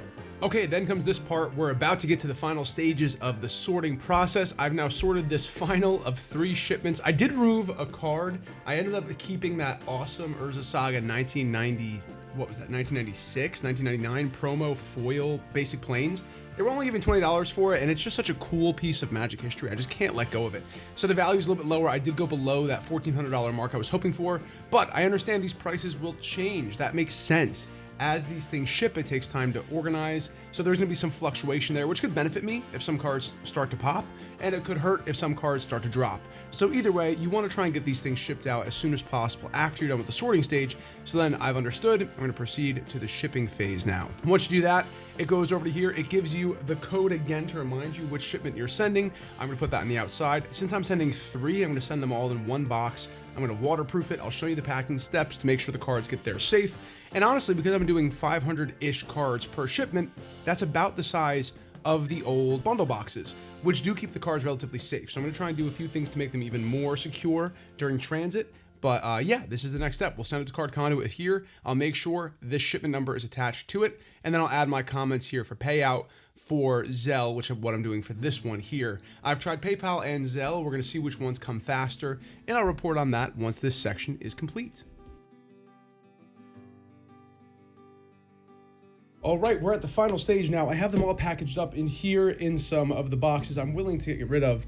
As you can see, luckily enough, I did fill each of these boxes all the way through. So doing an order of 500 or so cards does benefit you in the sense that I don't have to really pack these and make them any more safe, but I do want to be extra careful because conditioning is a large part of this process, which we're going to go through for my price anticipation section, but never undervalue the power of some paper towels. I'm just going to stuff some paper towels in here in the side to try and stop these from shifting during transit. And then look at this. It kind of stuffs the box nicely. I'll put some in the front as well.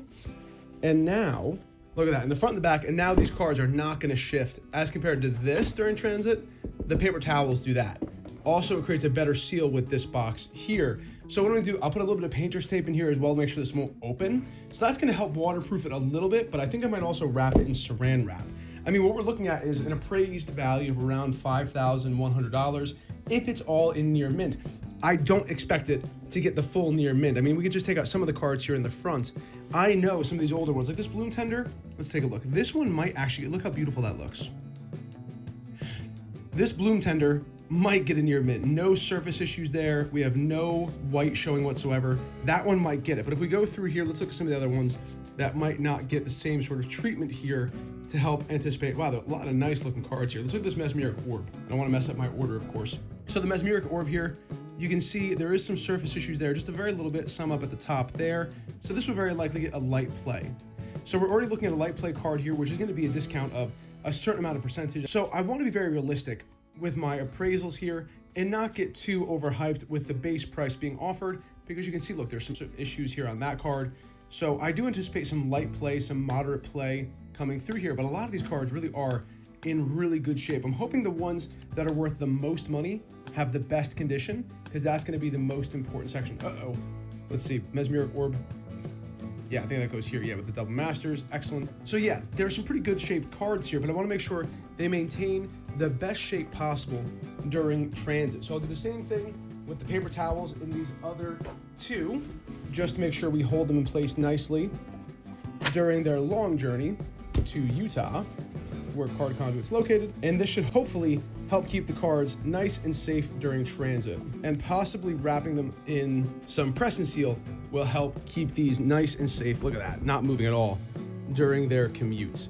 So yeah, I'll do this one more time. Look at that, not moving at all. Love to see it. And then we'll seal this up. Boom. And now the box I have that I'm going to send it in is a little larger than I would like. So we're going to do a similar thing here with these boxes. Let's do a fit check here. Yeah, look, we have lots of extra space. I want to have a smaller box, so I don't know if I want this much extra space for these. Even with spacing them out and putting in some bubble wrap, that's still probably more motion than I want in there. So I might try and get a smaller box, but either way, we'll seal it up nice. I'm gonna put on the exterior of the box all 3 of these shipping codes so they know that's what's in there. And man, oh man, it is a little stressful getting ready to send $5,000 or so of cards as they're appraised. I imagine I'm gonna get around 4,000, maybe like 3,800 depending on the conditioning here, but I'm hoping for between 38 to 4,000. So, you know, I wanna make sure the box is in good shape and that it's sealed carefully so we can do everything we can to protect it during the shipment. All right, so here's how it's been packaged up. All done very nicely here with, that does seal, but all done nicely with press and seal to make sure it has a little extra layer of waterproofing just in case. We have these boxes on the side to help buttress it. I couldn't find another box that fits, but I have all these that have just been sitting downstairs waiting for a reason to be used.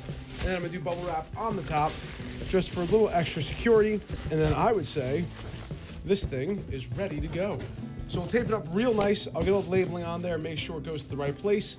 And then this right here is our hopes, our dreams. We'll see how we do with valuation when it comes back.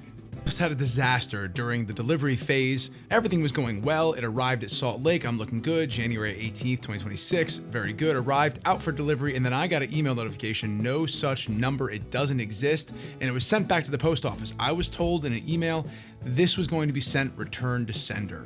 And my heart dropped. It was early in the morning I got this notification. Man, I was terrified. So I did get $5,000 worth of insurance on this package, sending it through USPS. It cost about $85. So all told, it was about $100 to ship this, which will have to factor into the final price. But the idea that this would be sent back to me again on that long journey and I have to send it again, further delaying me getting my results, delaying the video, and possibly losing the package in transit, I immediately called Card Conduit. It was early in the morning, no one responded. Just 5 minutes later, I received a call from somebody who worked at the facility. In my message, I didn't mention I'm working on a YouTube video. I just said I'm a concerned customer who had a big expensive package that was returned back to the post office because it said the number was incorrect. Luckily, I took photographs of the box. I knew it was the exact address I was told to send it to. So either way, I had a nice 10-minute conversation with somebody who worked at Card Conduit. They put my mind at ease. They said, look, nobody's attempted a delivery here yet. I said, look, just please let everyone to stay on guard for this package to come and to make sure that you sign for it because I did put insurance on it. Luckily, the package did show up. A few hours later, everything was fine and there was no further issues. But I'm happy to report that I had a reason to contact customer service and I got a call back within 5 minutes from somebody who actually worked in Utah. And I felt I was heard and I felt like there was someone on my side trying to work the problem with me, which I greatly, greatly appreciate. And now the moment I've been waiting for. My shipments have been processed. Let's go through the results. Now, this is the first shipment here. My total proceeds were $1,710.16, less my fee of $34.20. Unfortunately, I didn't have my affiliate code set up at this time, and I didn't think to use it even if it was, and it predated the 20% Valentine's Day sale. So, by the way, use that now if you want to get that extra discount and get rid of some of the cards to convert them into cash or one of your grails you've been chasing after for years. Either way, what I received from this all said and done was $1,675.96. You can see here the conditioning of the cards. I love this. It gives me a breakdown of how they worked, which cards are processed. Two of mine I apparently miscategorized and were actually bulk, which is unfortunate. Processed bulk does not get taken into account. It has to be 50 cents or more, as we've been talking about. And we see here in basic lands, $38 worth of value. Commons, $29 in value. 71 cards were uncommon, getting $168. Rares, we had a 283, making the lion's share of the number there, $835. And finally, mythics at 112 cards, making up $632 of the value. Stats and highlights, this is a feature I really appreciate about this service. I think it just looks slick and it shows me how these cards broke down, what my most valuable cards were here. Number 1, Mana Drain in a light play condition at $48.45. Badger Mole Cub in a near mint condition. It's near mint when they don't specify that it's been dinged by a condition issue. $43.25. Cloud Midgar Mercenary, again near mint. $42.50 on the foil or a Boroid, near mint again. Wan Shi Tong, Librarian foil, near mint again. The Ozolith, an older card that I have, moderate play, and then Consecrated Sphinx, $28 near mint. So this is a good thing, sort of confirmation biasy. Your condition of your cards may vary, but for mine, it's nice to see the most valuable cards. I was only dinged once for light play and once for moderate play. The rest of them, they were happy to give a near mint designation to, which I like. Conditioning breakdown here, 184 were near mint, light play 66, moderate play 218, which again makes sense. A lot of this was bought from a secondary collection or has been sitting around literally in my card drawers, being moved around, scuffed, corners dinged. All of that makes sense to me. Heavy play only 22 and damaged only 7. This would be a proper bell curve if the near mint was also 7, but we can see the quality of my cards skewed toward much better designations. Near mint, light play, moderate play making up the vast majority, with only 29 of the cards taking up the worst designation and getting the biggest discount at heavy played and damaged. We have most valuable spells, most by set, most by artist, and most valuable artifacts, which I think is fun. Also on this page, we have other information about card grading in case you're concerned about how things went, and customer support, which you're able to email to find out how things went. Now, I'll tell you, it was a proviso of this video that nobody in the sorting process would know this video was being made. I have to trust that the person I'm working with in marketing honored that agreement, and I really believe they did. I have no reason to believe otherwise. And I think given the size of my shipment, I received a nice discretionary email from the person who handled my shipping saying, look, this is a really nice collection. He gave a summary of the things that he went through, gave me some examples of cards where there was issues, and said, given the size of this order, we've opted to put this on a 48-hour discretionary hold so I could review the results and speak with them about things I had questions about. I reviewed the results, I had no questions, everything made sense to me, and I said I greatly appreciated the courtesy. I'm not saying everybody's gonna have that happen, I'm not saying this is standard, but for a large shipment of $5,000, and again, for all I know, there are whales out there shipping in tens of thousands of dollars of cards. That's just not me. This is as big as I ever thought I would be able to send a shipment in one fell swoop. But either way, I appreciate that thoughtful approach, and it felt very bespoke to my collection. So I'm hoping that others who might use my link and use this service will experience that same kind of thoughtful care when going through their card collection. Now, for the second shipment here, we're looking at total proceeds of $1,203.62, a $24 fee being removed. I wish I used my 20% off, and then a payment amount of $1,179.55. Again, let's look at that stats and highlights here. We see once again, that bell curve is way more in my favor. It's not even a bell curve. Near mint in these cards, 234, light play 128, moderate play 128, heavy play only at 3, damaged 2. I'm very happy with those results, and again, it shows they're not stingy with near mint when the cards earn it. Most expensive card in this was the Gemstone Caverns at light play. That seems legit to me. I've used this in my Sauron deck for over a year now. It has been played lightly, so some wear and tear makes sense to me. The Banya tree was taken from Avatar. It came out of the pack looking minty, and I preserved it nicely ever since. Elesh Norn Mother Machines, light play condition. I bought this secondhand, and it was before my LGS even sorted them out into their binder. I was looking at just a stack of cards, and I found this in it. So light play makes total sense to me. Lumra, Sensei's, Field of the Dead, and Exclamation, all of those getting a near mint designation. And those represent my most valuable cards as well. 2 Cyclonic Rifts Within, both moderate play, also totally tracks for me. Those are older cards. I knew there would be conditioning issues with those cards. So again, everything here just made sense to me, and I appreciate how clear and cognizable this is. It's very easy to read, very easy to interact with. And if I didn't have that foil opposition agent, seeing that would just break my heart. Same with Elesh Norn. I luckily have a foil version of this still. So these two beautiful arts stay with me in my collection. Let's go on to the final evaluation. Here we are again, the final shipment here, $1,333.90, less $26.68 for the fee. Again, missing my 20% off, and then $1,307.22 for the payment amount here. Another great collection. There was one bulk that was processed, and we see the value here. Rare cards taking up the lion's share of the amount of money there, which is exactly what I expected. A lot of cards, a lot of money in a rare slot that were just sitting, waiting for a purpose, and I never really found a reason to utilize them. So instead of letting them gather more dust, they now get converted into future content or an amazing dual land and one other card I will show you. I've made my purchases, and I can't wait to show you what I got at the end of this video.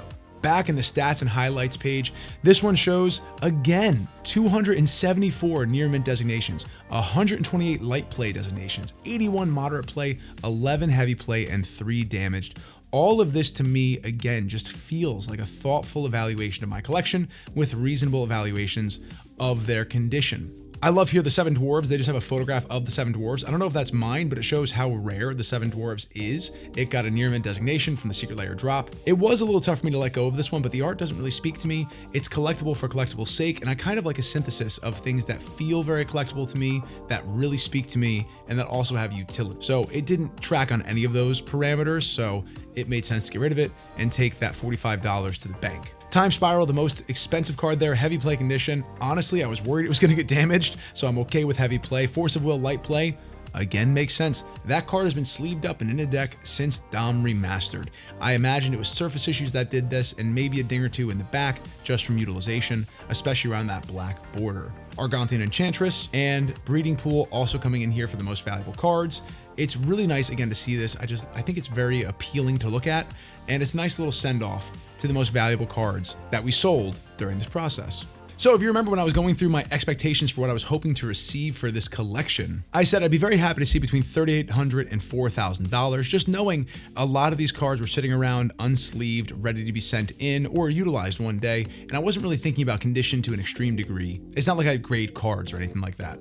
But the total proceeds from this sent to me in cash after fees, after all things considered, is $4,162.73. I am very, very happy with those results. They've actually slightly exceeded my expectations. The amount of near mint designations even took me aback. But then again, in that last segment, when I was looking at the condition of those cards, and I was like, oh wait, I had to dig a little bit to find a card that looked like it would be dinged. That's representative of what we've seen here when looking at all of them together, that I did have a skew much higher toward a near mint value, especially those that were kept in binders for me, or that were more in my personal set, as opposed to just sitting inside the card catalog, or that were shuffled around a few times as I'm trying to find a place to play them. So needless to say, I'm very happy with how the pricing came out, but I think it's important that it's because I manage my expectations. When choosing Card Conduit for this, I had to look at the other competition, the other selling sites that I would be dealing with in order to try and get these cards sold. As you saw, a lot of these at 45 cents, at $1, at $1.60, 78 cents, they may have just sat on my TCG page or eBay waiting and waiting for someone to buy them as the prices either decrease or they just get left off the map and they sit in my active TCG drawer, never being sold. But instead, I got to sell them immediately to a buyer who I knew wanted them, which is very exciting. Even if it was slightly less than I might have been able to get in the open market, that slightly less than feels to me better knowing that I'm not paying the now increased TCG percentage, which I think is what, like 12 or 13%. I'll correct it on the bottom if I'm wrong, of a sale. eBay is anywhere between 12 and 15%. And then if you're trying to sell a card where there's many of them on eBay, you're gonna have to promote your sale. And they give you a sliding scale for what percentage of the sale you'd want to donate to eBay just to get that advertising slot. That could be upwards of 25%. So for me, I knew this was definitely the way to go for a big sale like this. And I would say, if you have a similar sort of collection with a lot of stuff that's just kind of sitting in boxes that you might have even forgot about, this is an ideal way to sell cards that are not as desirable, but still above that threshold. In an easy, seamless way, not taking photographs of each individual picture, not having to deal with listings just sitting there, not being paid attention to, and not having to answer questions, send additional photos, buy individual packaging, envelopes, sleeves, top loaders, cardboard protective sleeves, whatever you utilize to actually ship these things, the tape, the stamps, all of it, the time, the headache, going to the post office 100 times to sell 1,500 cards, as opposed to doing one trip, 3 boxes in one. There's just so much convenience thrown into the process when you're getting rid of multiple cards that no other service really made as much sense as Card Conduit for this sale. So for me, it was a very clear choice. Ultimately, as you can tell, I'm very happy to recommend Card Conduit as a service. I was worried when I reached out about this video, what if something went horrible? What if it didn't go well? It's just not a good way to do business, saying, hey, I want to make a video because I've used your company before and I've liked that experience and I want to tell more people about it, to go, actually, the time I was making a video about it, everything went horrible. Nothing worked well. I felt my card grades were unfair. I felt my valuations were low, yada, yada, yada. Luckily, none of that happened and we have a very good result here. And now the cards I bought with the additional funds from that third order are here. My buddy found the holy grail. He's the same guy who I bought my first Duel land from when they found a big white box full of magic cards that had a few Duel lands in it, a lot of really cool stuff, demonic tutors. The first time I really ever had a lot of revised cards in front of me. There was also stuff from Ice Age and other, localized sets that time period, but really the vast majority of them were from revised. Well, his family found another binder for him, and going through it, there were multiple Duel lands, Wheels of Fortune, and well, I was happy to be able to purchase from him with a portion of these proceeds, this gorgeous tropical island and my first ever Wheel of Fortune. Both of these have been chases of mine. I've not found a Wheel of Fortune in good enough condition to justify purchasing. And here we are, 2 cards that basically were pulled and put in a binder back when this came out in 1994. In the ultimate dream, right? Don't we all dream that somebody in our family finds, hey, look, here are your old Pokemon cards when you were a kid, all preserved. Here are your old Magic cards from a kid, here they are. Well, this happened, and luckily I got to be around when it occurred and was able to purchase these 2 cards from him, which is just an excellent culmination of this video. This is what I'm talking about. I will cherish these 2 cards far more than the portion of cards I sold in order to get the cost. So yeah, either way, what a happy ending to the video. 2 amazing cards added to my set, a war chest packed and ready to go for more YouTube content. Make sure if you enjoyed this kind of video, it took a long time to put together. Like, comment, subscribe. Let me know in the comments below what you thought about it. Get yourself an entry into that giveaway for my knockoff Commander Anthology bundle so you can get playing with your friends. friends. If you stuck around this long, I commend you to all one of you at the end of this massive Herculean video. I really appreciate you sticking through. I hope you enjoyed it. I hope you put it on the background while you were working, made your day just a little bit better to look at some old Magic cards, talk about Card Conduit, and talk about these brand new gorgeous cards I was able to pick up as a result of this effort. Well, thanks so much for watching. That's the end of the video. I'm the Nerdy Attorney. Play paper Magic with your friends. Be excellent to each other. And I'll see you in the next one. Court is adjourned.